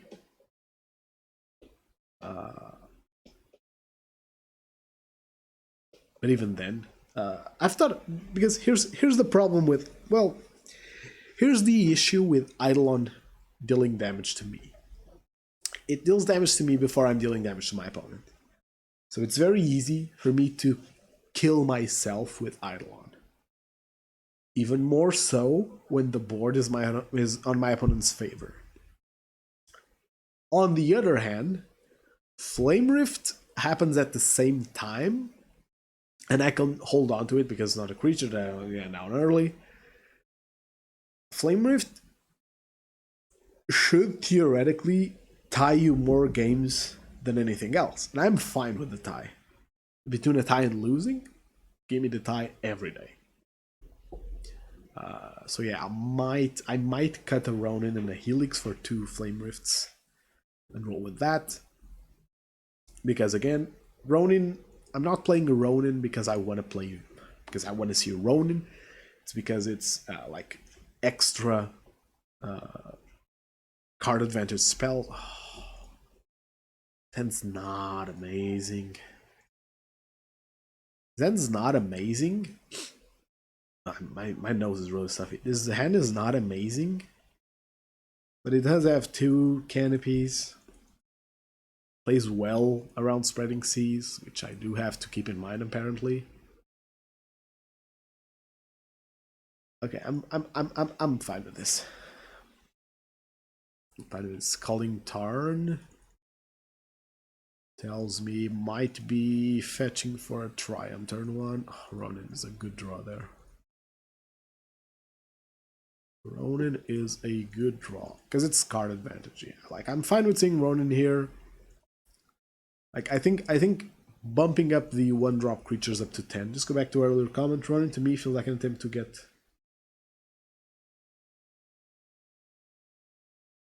Yeah, exactly. Okay, so yes, I got that.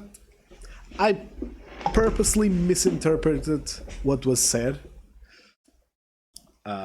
for comedic value, which, okay, in hindsight, oh, my heart. Anyway, I wish I could double skewer here, but it's not happening, I guess. So what I want to have happen here is that my opponent kept a crappy Chalice hand.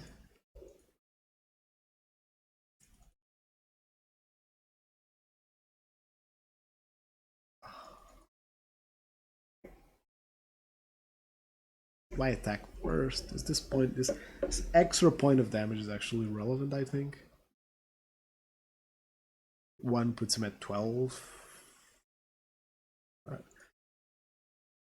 Because of how their deck is built nowadays, you can't hold on to spells.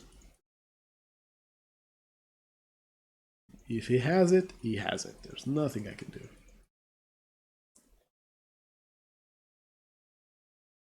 There's nothing I can do. Sorry, rookie pick. Yes. So, in all seriousness, yes, I think that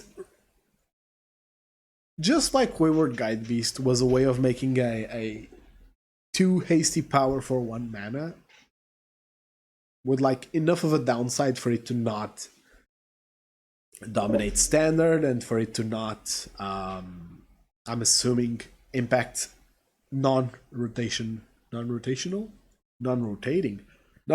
formats in a negative manner.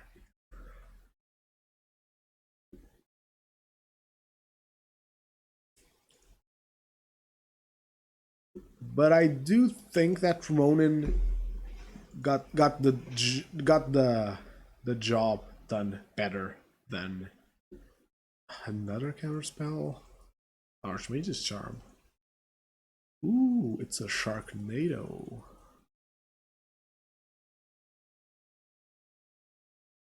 Okay, sure. I can live with that.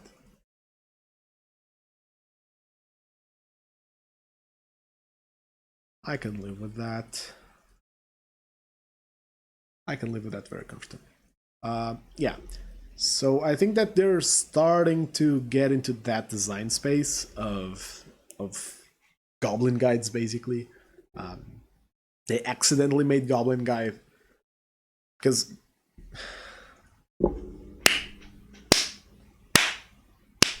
good job, opponent. Good job, opponent.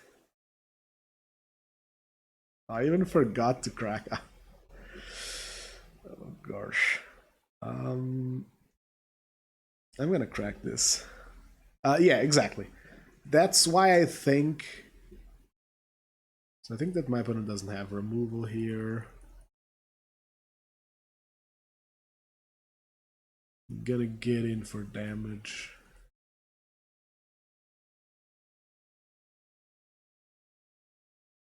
Oh, it does have Solitude. Wait. He's cycling. Okay, okay. We have to take those, I guess.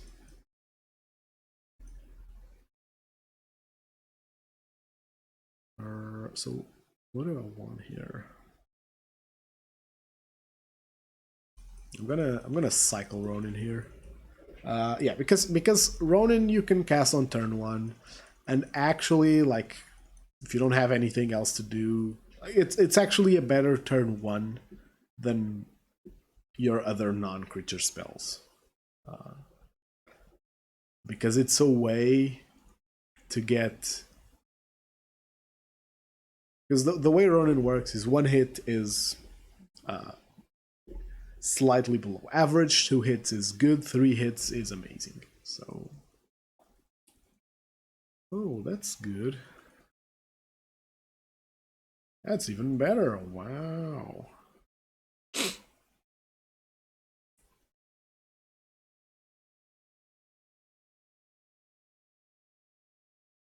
Actually, there's a chance I could have. There's a chance I could have killed him here. Actually.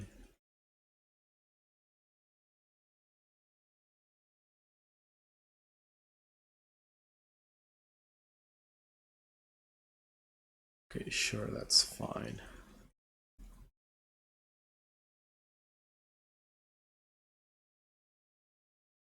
Yeah, I had lethal if I cast everything pre-combat.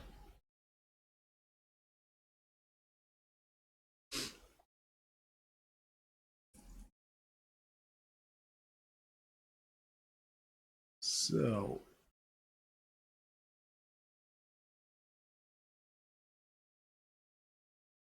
did I box myself in here? I don't think so. 3 turns. And ooh, I might have boxed myself in here.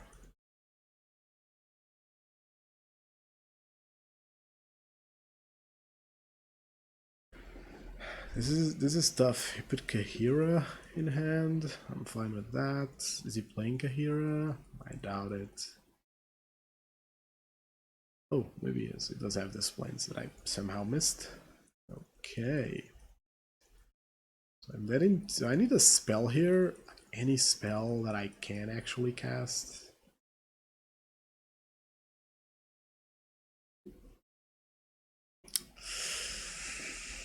Ooh. Ooh, ooh, ooh.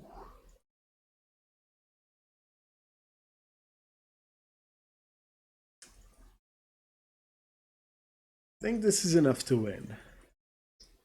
Here's the dealio. He can't attack with both. He dies if he attacks with both.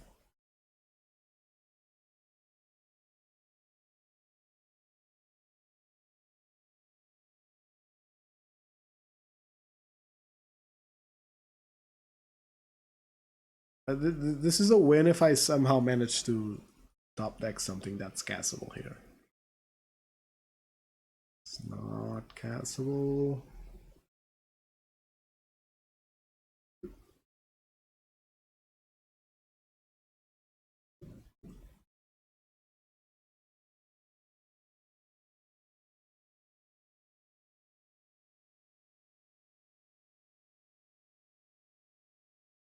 Huh.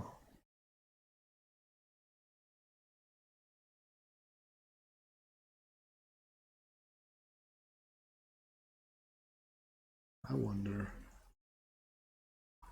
I wonder. Don't cast removal here, buddy.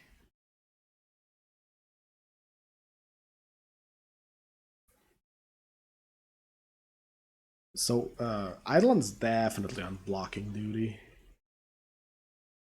Eidolon is definitely on blocking duty here.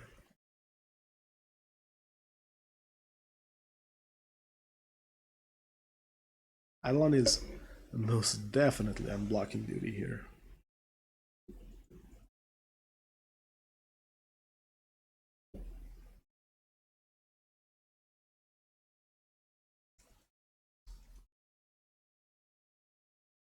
I think I can. I'm a bit quieter now.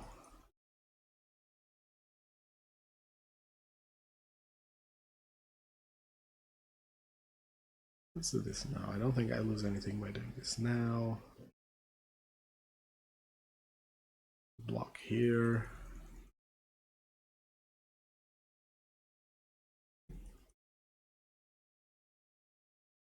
I don't think he can win.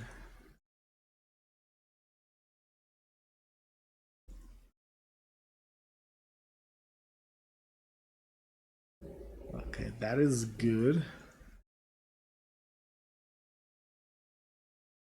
That is good.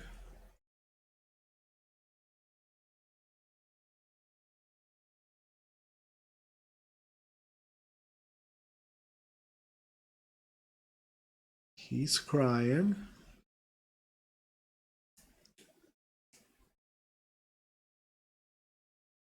I think I got this. I think I got this.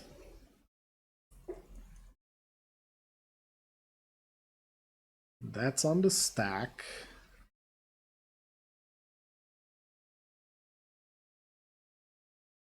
Yeah, okay. Rough draw. This would have been a very rough draw. Okay, we got it. We got it. Was this the first match of the league? Oh wow, that was a very intense match. I think that the blue-white control matchup has gained an entirely new dynamic, where now instead of it being like because before Solitude and Chalice being a card and yada yada yada, what you did was you go very aggressive, and when they have like 3 mana, which is a very stabilized amount of mana, you hold off on spells, and as soon as you find a window, be it with them casting a Walker and having like 1, maybe 2 counter spells with Force of Negation, but not because it's their turn. Whenever you find a window, you just rapid fire and hope enough sticks that you win. But now, because of the whole dynamic of them having Solitude, of them having Chalice of the Void as a card they play because it's actually good, and probably more things that I'm not even thinking about, means that they... It means that you can't play on that same angle as before. You can't really hold off on aggression at all, because in any end step of yours they can go Solitude, and then you're playing catch up against a potentially untapped blue-white control player. Yeah, this is good. So now, I think the matchup lost a little bit of finesse, but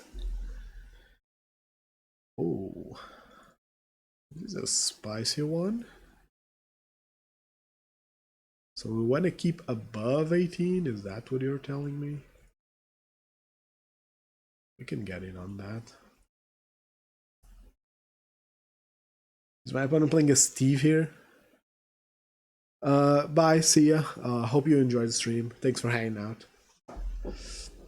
Yep, that's Steve. Meaning I get to cast that Searing Blaze for its proper cost. No one counter, yeah.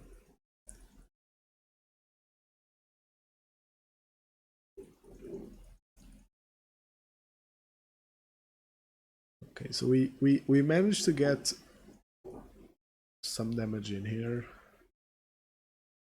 They're at 12. They're vulnerable enough.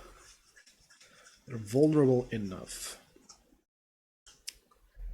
I'm just thinking that I might also be vulnerable enough. A Dryad here would be tragic. A Dryad here would be tragic because they can follow that up with the Titan on next turn and kill me. A double Valakut is 12 damage, so not enough to kill me.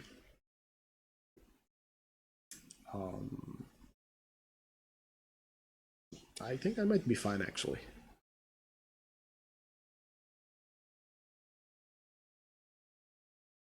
So this should be Scapeshift. I don't know what the exact suit of finishers they're playing, but I had this thought about Scapeshift, which is you should play 4 Seasoned Pyromancers in that deck. Maybe 4 Bone Crusher Giant, like as a game 1 removal / threat. But definitely play Seasoned Pyromancer. The card is insane in that deck. It throws away unnecessary ramp for bodies, it draws you deeper into your combo, and it floods the board so you can survive.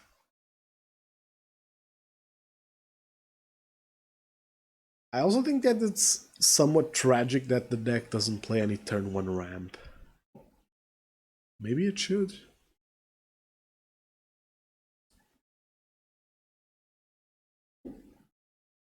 Maybe it should. I think I'd be fine with going turn 1 Ignoble Hierarch, the Goblin one, the Jund Hierarch, and then turn 2 Hardcast Search for Tomorrow. I'd be fine with that. Okay, Dryad. Dwarven Mine. That's irrelevant, seriously.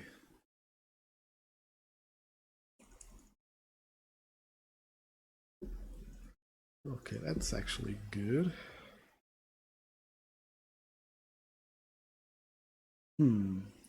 Okay, decisions.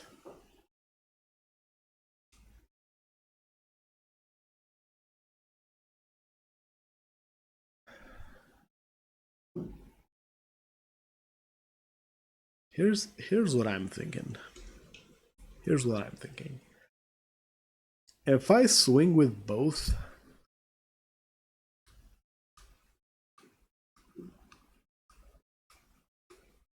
if I only swing with Swift Spear, I think he blocks with the token. And then casts Titan. And he's, well, I think this game is always going to be played on the axis that I draw a spell next turn.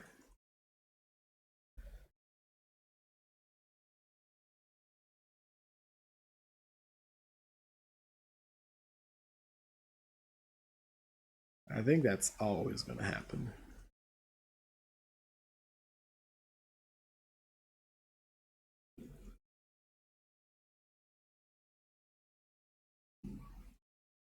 I think that's always going to happen. I can't escape from that. I need to draw a bolt. And with my mana situation, it can be any bolt. Seriously, any non-creature spell wins me the game on next turn. I don't think he can get the win, even if he Titans for 2 If he scape shifts, he wins, but there's really nothing I can do about that. I think he never takes the block with Dryad. And I think that if he has scape shift with Dryad on the battlefield, it's always going to be lethal. It's going to deal like 500 damage. So I can't really play around that. And this, I think this is a very important skill for players to have, which is understanding what they can and can't play around. I did that in the first match of today, where I what's the word I want to use here? I identified the spots where I couldn't play around Omnath, and just from there, it's easier to make decisions. At the very least, from there, it's easier to make decisions. Because if you're not playing around Omnath because you can't, then the plays are easier to make. Oh,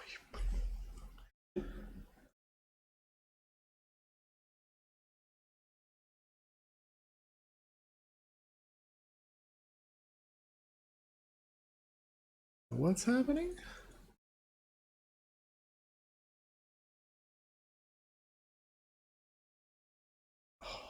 It's actually so spicy. What?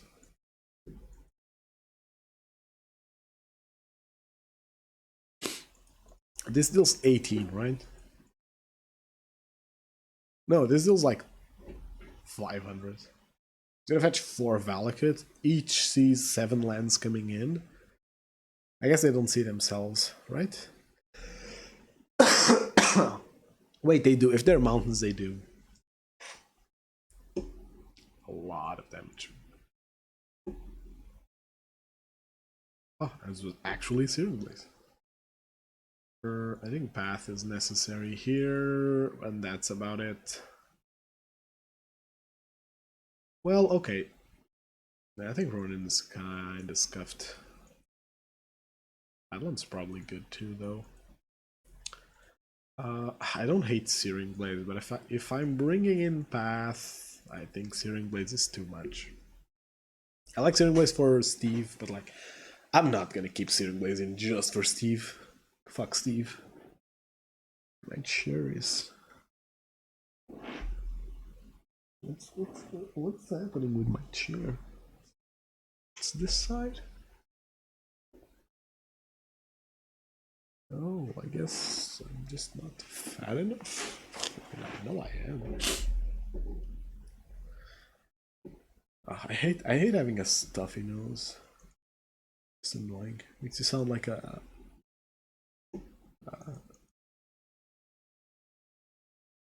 I don't know. I just hate it.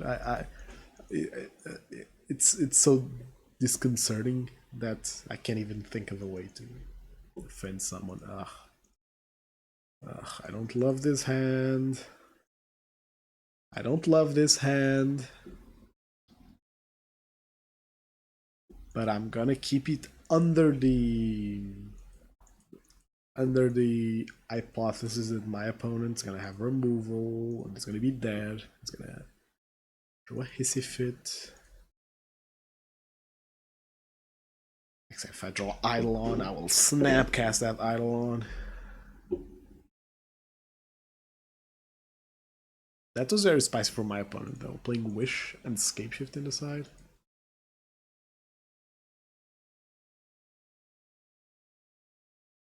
Huh, I wonder. I doubt he has like a turn 2. I doubt he has like a turn 2 life gain spell. Because, yeah, you can only really Scapeshift for lethal on 7 lands. Oh. My heart and my soul. Why is he playing Chalice of the Void though? Eidolon here would be a blessing.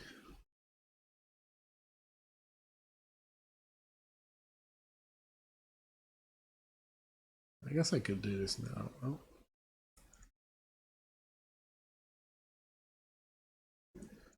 Well, I guess I lose. I guess I just straight up lose because my opponent's playing Chalice and I didn't really side around that. I mean, why would I, right? Why would I have sided around Why would have I sided around a Chalice of the Void against Scapeshift? Although I guess it's good for them because they don't really interact with the board, and a quick Chalice can make games go longer. There's Steve and another Valakut. They're actually getting to the they're getting to the point where there are natural mountains later in the game. Yeah, if I can't beat Chalice with this hand and life gain, so like, I'm gonna cast it. Oh, that's painful. That's painful. I gain nothing from casting this land, so I'm not from playing this land, so I'm not gonna do it. At this point, this is a spell. I'm taking the approach where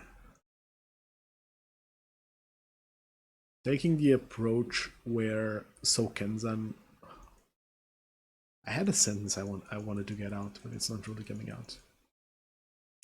But I'm looking at Sokenzan as a spell. This is so annoying. That's actually a win con. Wish.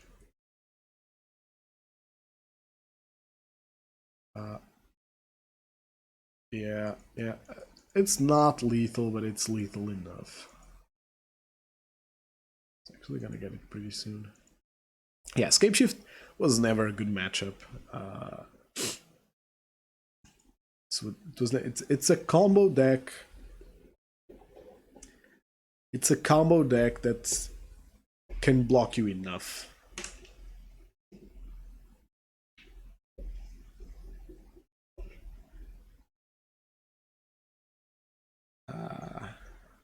So yeah.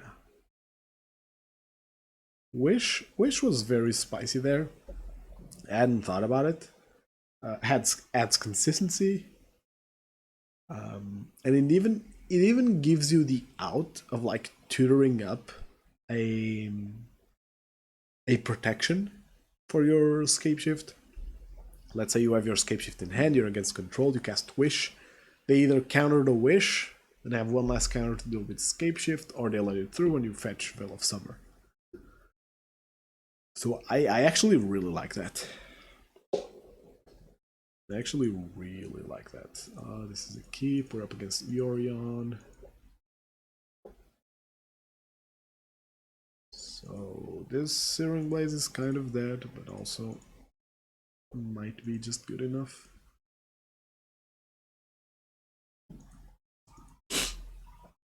We revealed the Teferi. Arboreal Grazer. Wait. What's happening here?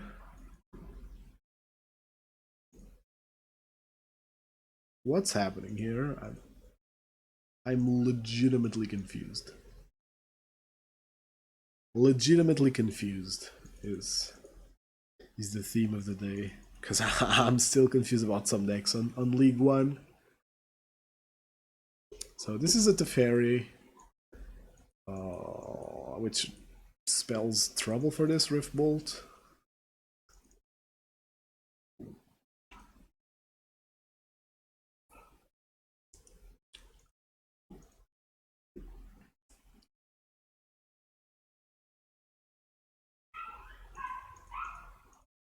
I am killing that Teferi.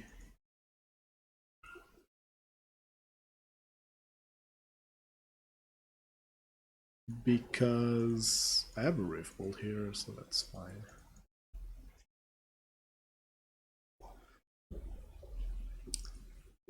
Omnath here would be a nightmare. I can only play around so much. The Grazer is down. This Breeding Bull is still in hand. Not anymore. And another Teferi. Oh, perfect. Perfect.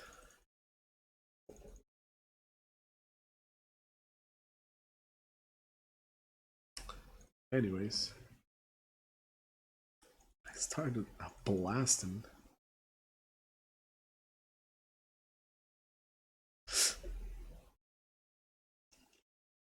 Yeah, Riftbolt's a surefire way to force your opponent to play the Fairy.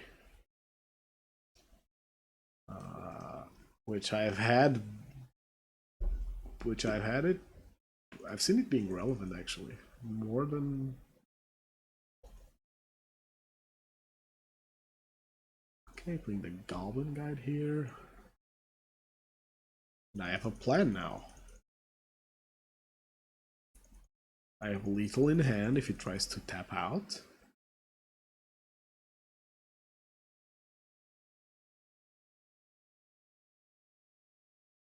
Is this redless or oh, I'm kind of bad at this. Kind of bad at this.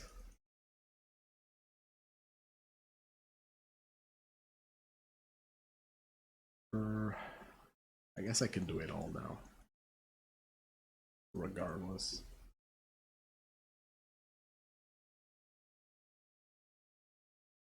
Guess I can do it all now. Oh, that could have been very awkward. Guess he could still Supreme Verdict me here.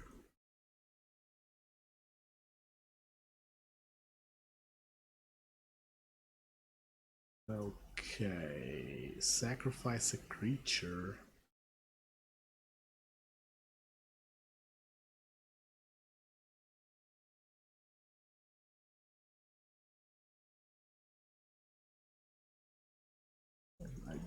I guess he.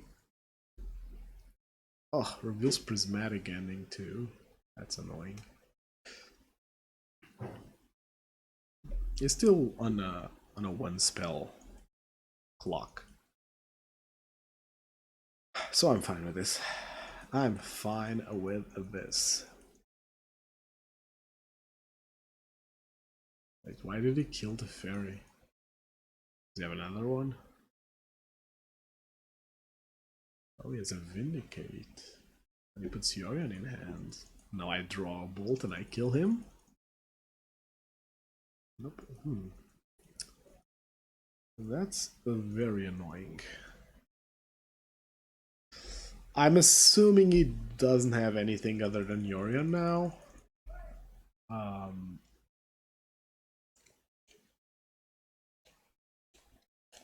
Is that 3, so like... I'm assuming it doesn't have like a Kaya's Guile or anything like that.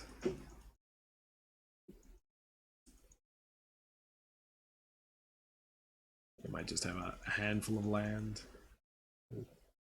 Well, I guess I need Searing Blaze to be alive off the top.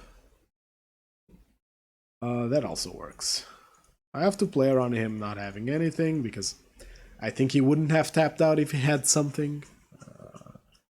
And he definitely wouldn't have sacrificed their own Teferi to kind of do something. Okay, so because of Monkey, I want to keep Searing Blaze in. He might have more creatures other than Monkey. I think Riftbolt's the first cut here. It's kind of bad. Helix isn't amazing either. Not gonna put Path in just yet. I won game 1, so I have that flexibility of not putting in Path for game 2. Although things are getting rough. Things are getting rough. We are at a place where we really need to have a strong opener. Because this is the type of deck that I fear the most, which is a pile of cards. That's what my opponent's playing. My opponent's playing a pile of cards that they think are good, and I'm really not sure what can come out of there. It sounds good. It sounds reasonably playable. Hopefully they don't open up with Grazer. So I can go guide and actually have it do stuff. I'm fine with that, yeah.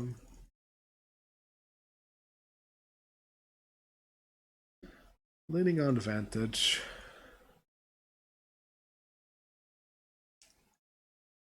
So they do play Omnath. That could be a problem. Yeah, now they play the Grazer. Oh, Snowland. Wow. Okay, so this is how I win this game actually.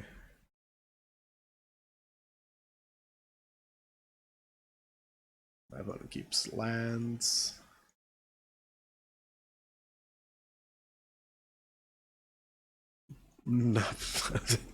Nice Renin 6. Yep, I know they don't have any lands.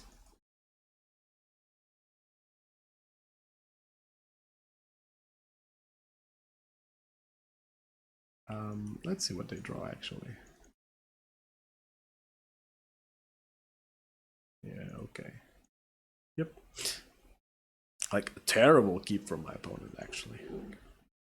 I don't know what they were expecting, but keeping a one-lander on the play just because you have a turn 1 cantrip, and not even a good one, like Abundant Growth, doesn't even like properly dig.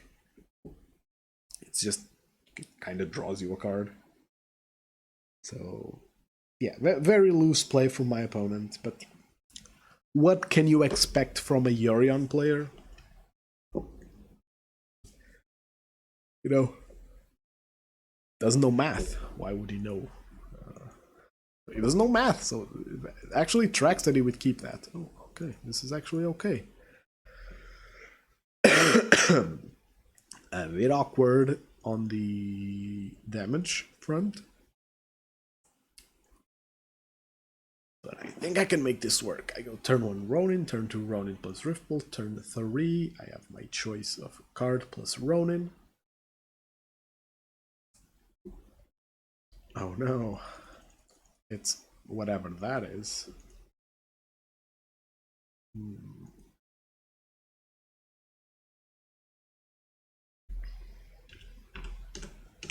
Just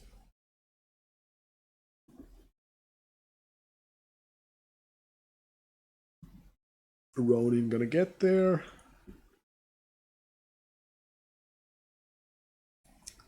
I hate when my opponents do this. Why would you play mismatched lands? Lands in Magic Online are cheap enough where you don't actually like there's no reason for you to not play matching lands. Am I going on a control roll here? Am I going on a control? I guess I'll wait.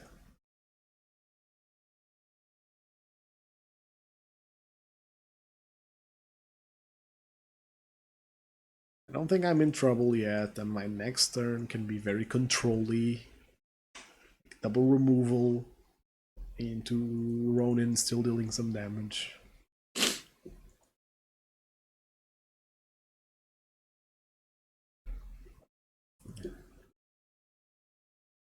Is this whenever another red creature?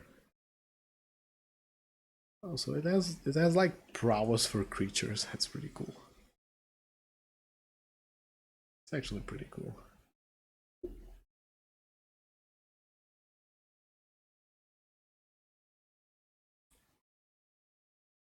Oh, that could be problematic, actually. Ooh. That's actually very problematic. What the hell?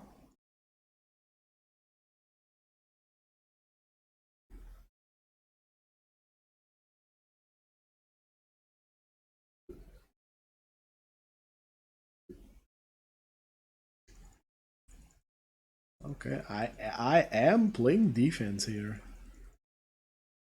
Absolutely playing defense here.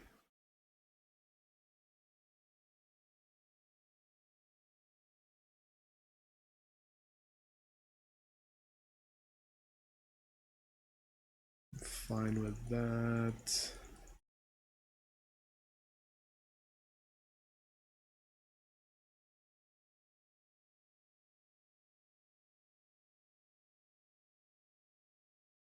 Okay, that's fine. That's fine too.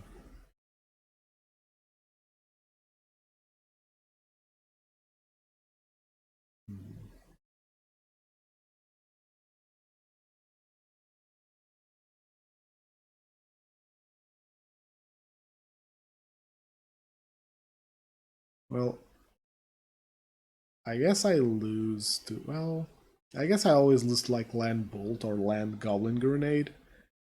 So I am going to be a bit greedy here. I'm going to keep Swift Spear alive.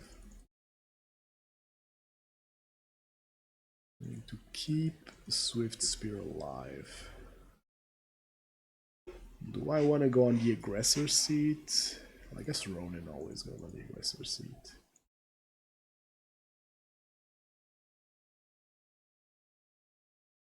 Because he doesn't know what he doesn't know any better. Poor Ronin. Yeah, I'm giving Lightning Helix open here to... I know it opens up... It opens up...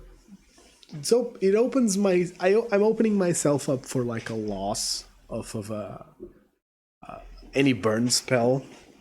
But I think I'm...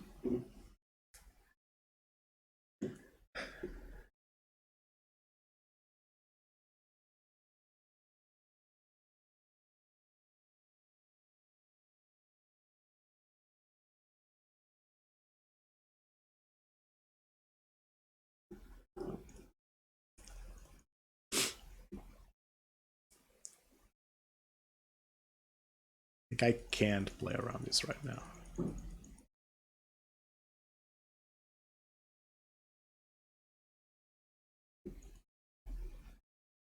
He can sacrifice his Mog Fanatic to deal some damage to me. Yeah, it's a legal play he can do. Yeah. I'm fine with that. This land doesn't really bode well to me. Or does it? Wait, do I have lethal? No, not yet.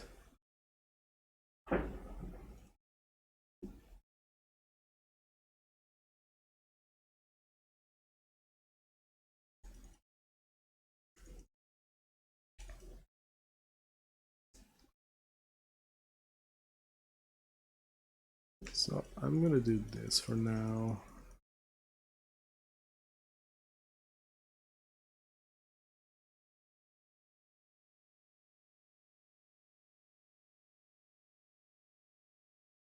Oh, my heart.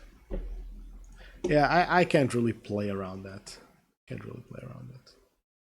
Even if that Helix connects, I'm at 5. So I couldn't have played around that, so you know I didn't. Alright, so I'm on the defense plan here. I'm on the defense plan.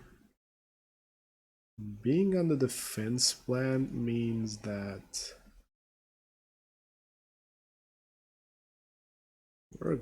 your aggressive spells aren't as good.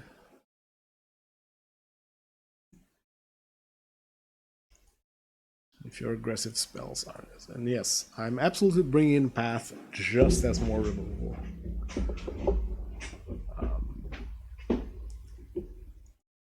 I think it's fine. Like, it's not my preferred card to be playing, but what else can I do? I need removal. I was very greedy in game 1. I will admit, I was very greedy. I was just like I didn't see Goblin Grenade coming, which was a mistake, definitely. And yeah, this is good enough.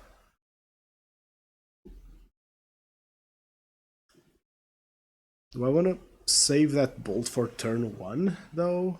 Do I want to get in some aggression? I think I'm not winning this game on not starting with aggression. So let's go for it. Let's go for it.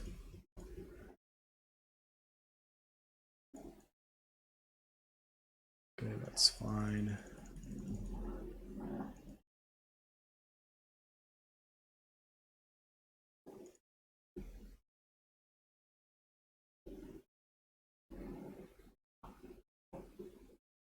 Yeah, I'm gonna get in here. I think his turn 2 isn't the threatening turn. I think his turns start getting scary by turn 3. And that's when I need to start being careful.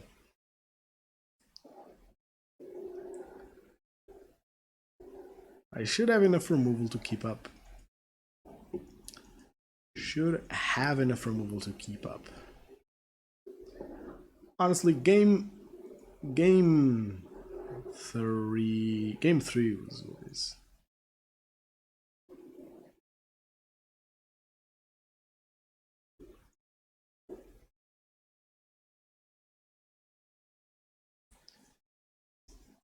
Yeah, battle.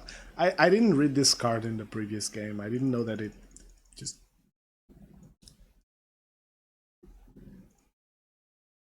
I didn't get that it randomly.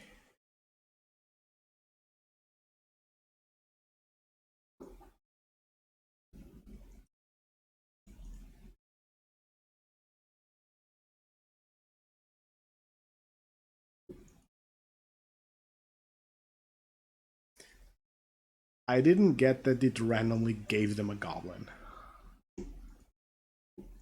That was like two more damage than I was expecting, plus the grenade, which if it's on just a card, it's not as problematic because they do lose some control. I'm gonna crack this. It's another land.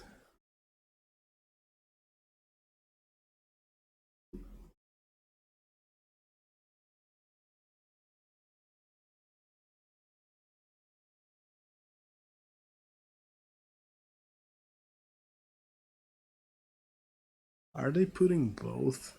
I mean, I am bluffing, but that's very. That's very.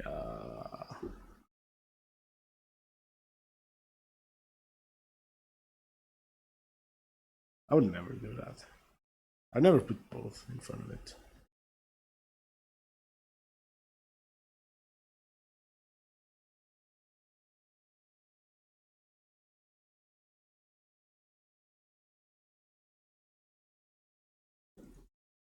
Not really.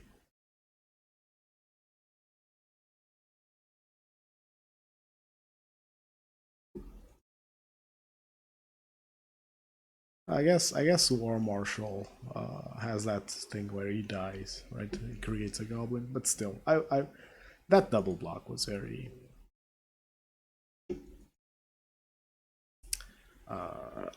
optimistic. I think that block was too optimistic. But you know what? The tilting thing is he's still playing. He's still playing mismatched lands, and I know these people do it on purpose. Oh, that's 4 damage. That's actually pretty strong.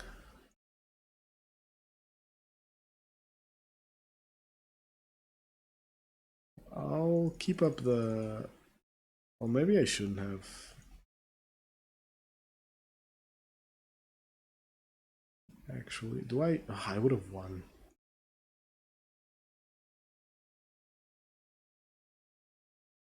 Well, the more you know, right? The more you know.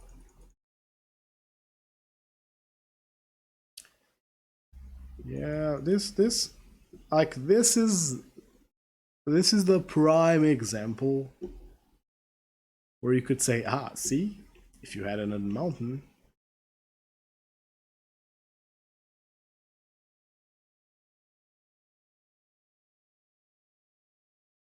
I'm not blocking that. I mean, if he has it, he has it. I can't play around.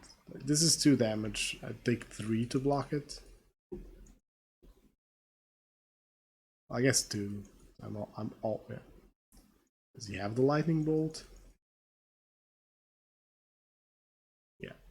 I can never play around this. Like, I could have not attacked as much, or I could have skewered face and I win with this, or rather, I could have rift bolted. I could have rift bolt face I think that was my mistake. That was my mistake. My opponent is at what, 10, 9, and I'm removing the board, which was like one creature. What did I remove? Yeah, and I'm removing a Legion Loyalist when I could be winning the game. Yeah, fat chance that happens. Please burn spells. I'm low enough. I need to go face and, you know, assume I don't draw the fifth land, which I did, and it was the one land that would have gotten me the game. So I misplayed that. I misplayed that last one. You know, live and learn. Live and you learn. Now I really gotta win this one.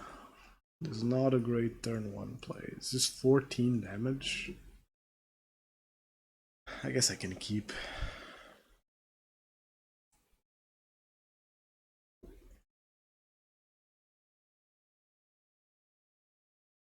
I guess I can keep and like be weird and play Wooded Foothills. Not a lot of decks play Wooded Foothills these days. He goes fetch, he shocks himself, he plays a Thoughtseize. A Dragon's Reach and what, huh?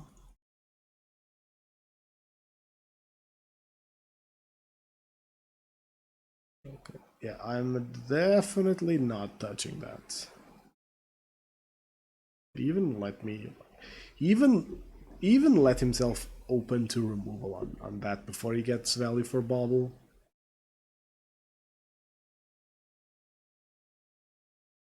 I'll be pissed if I lose this, honestly. He's looking at himself for some reason. Owen's not a Bauble gamer. Like, looking at the top of your deck gives you nothing.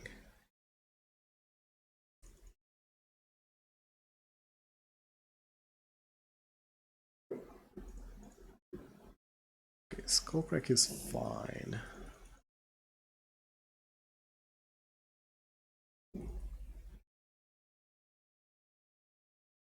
Skullcrack is fine, but if he plays a Shadow here, I'm in trouble. Oh.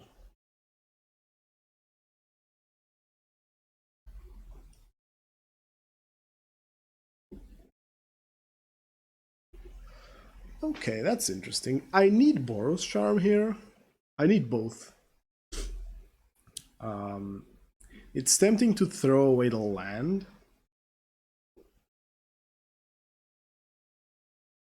It's tempting to throw away the land. I'm one bolt off, but here's the deal. I'm one bolt off of lethal, but that doesn't matter much if he manages to. Well, let me rephrase this. It's more likely that I draw a non-land here, and I need that land to close the game out fast. Does that make sense?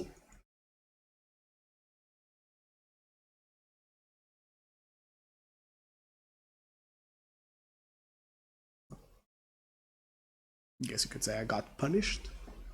I will keep my stance that what I did was correct.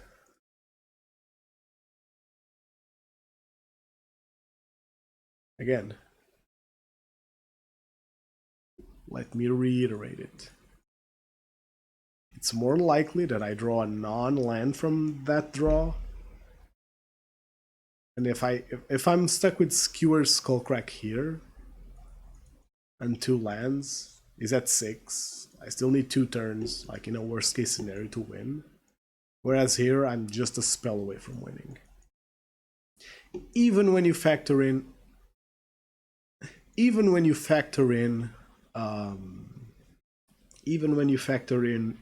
having some creatures, it's still more likely that I will draw a non-land, non-creature spell.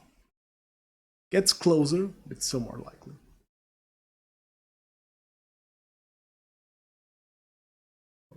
Okay, this one attacks. Oof, what were the 2 L's? Oh, fuck me if I know. What was the first loss to?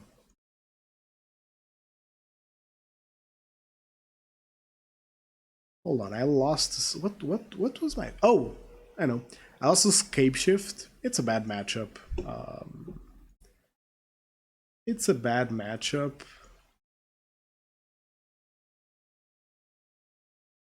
Skullberg is bad.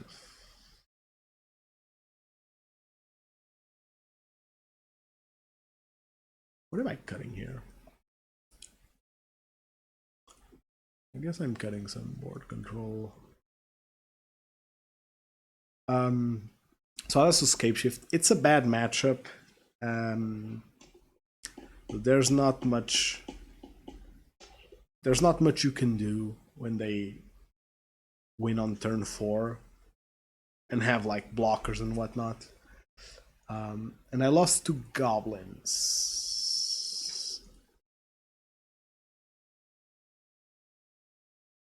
Calling it goblins might be doing it a disservice. I lost to mono red whack goblins because Goblin Grenade is one hell of a drug, but I also misplayed. I also misplayed in that one, so I definitely deserve that loss. The misplay turn was I had a Riftbolt suspended, and instead of playing for a top deck spell, I played it safe and removed the threat, and they just went untap, play a creature, attack with a creature, Goblin Grenade you, and bolt you. They also bolted me. There's to be one good card from following them up.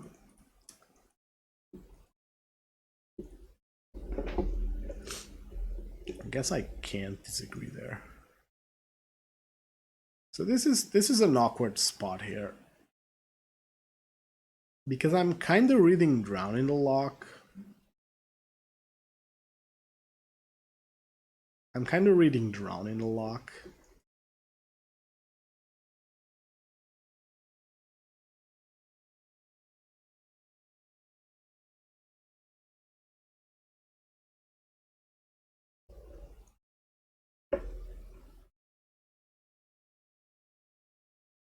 Well, I guess he wasn't playing Drown in the Loch. By the way, this card is very strong. This card is very strong. This is the absolute best Doomblade there is, and people just don't play it.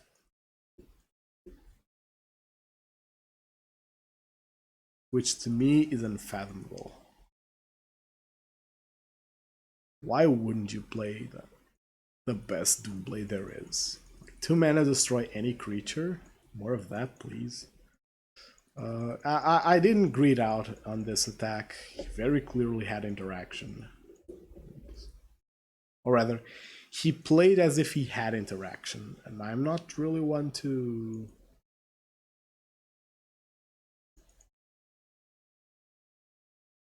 go up against that. Okay, this is a touchy situation.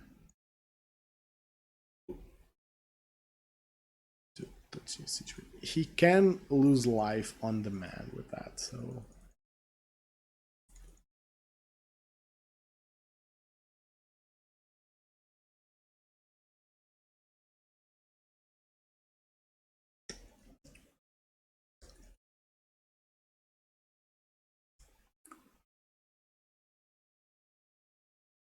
that's exactly what I wanted to happen. Knew he had interaction, so that draw was perfect to play around that interaction. We got another 3-2. Getting a lot of 3-2s here. Blue Tender, what's that garbage? Getting a lot of 3-2s here. Which, you know, is fine. It's fine, especially when one of the losses was definitely my fault. Whenever I finish a league, I like to think, could this have been a 4-1 if I played better? And the answer is very typical. Like 95% of my leagues, the answer is yes. Which makes me happy for the format, or at the very least for Burn, because it's like, yeah, you could have realistically gone for a good score. It means that, you know, there's space for me to grow, and the deck isn't poorly positioned, or the format isn't in a tough, healthy spot. I think that's going to be it for today. I don't think I want to go for a third league. I don't think I want to go for a third league. But it's good to know that deck has been treating me well. These 6 slots are slots that I'm thinking about. I think I want 2 Ronin. Yeah, sure. I like 3 hasn't been bad. 3 hasn't been bad. But this is 4 slots, and if I can make something with these 4 slots, I think I'll be pretty happy. Like, really tempted. Burn is sitting. I don't know the lingo. I don't know what that means. I genuinely don't know what that means. So here's what I want to do. So I was kind of gearing towards that, and someone hit it just right. Par as expected. Oh, okay. No, I just didn't. I just didn't read your sentence. Let me tell you what I read. Good job, mate. And then I just read, Burn is sitting at a moment. Which doesn't make sense. But the entire sentence makes total sense. I don't know. I feel like Burn's a bit better than that. I think you can go for 1 ad eternum if you just make very few mistakes. Because the previous league I made some mistakes and it cost me a match. In this league I made mistakes and it cost me a match. And every stream has been like that so far. I've been making a couple of mistakes. Just because I stopped playing every day like a year ago. Just because I didn't have the time. So like, I'm trying to get back into it, but it's hard to make time every day. Hence why I've been trying to stream every week, because I like the game and I want to be I want to have practice. I want to be practiced. That sentence is getting away from me. I want to be used to playing the deck. So streaming is a way of just randomly, is a way to not stop. Man, I'm really tired, I guess. Streaming is a way for me to not stop playing Magic for too long. Okay, so this is where I'm at with the list. I think the list has like 6 flex slots right now if you're cutting the Eidolon. I could go for this, which I think is reasonable. Flame Rift. You always cut Flame Rift for the Eidolons, basically, if you think Eidolon's good. Maybe not, against control, for sure. I felt very risky. Yeah, that's exactly it. But I'm still managing to 3-2, which is good, at least, you know, for play points, for the play points angle, which is cool. I'm thinking about this. I'll elaborate more on it in the coming weeks. Anyway, thank you very much for watching, and see you next time, which I'm not sure when it will be. I think that next week I am not streaming.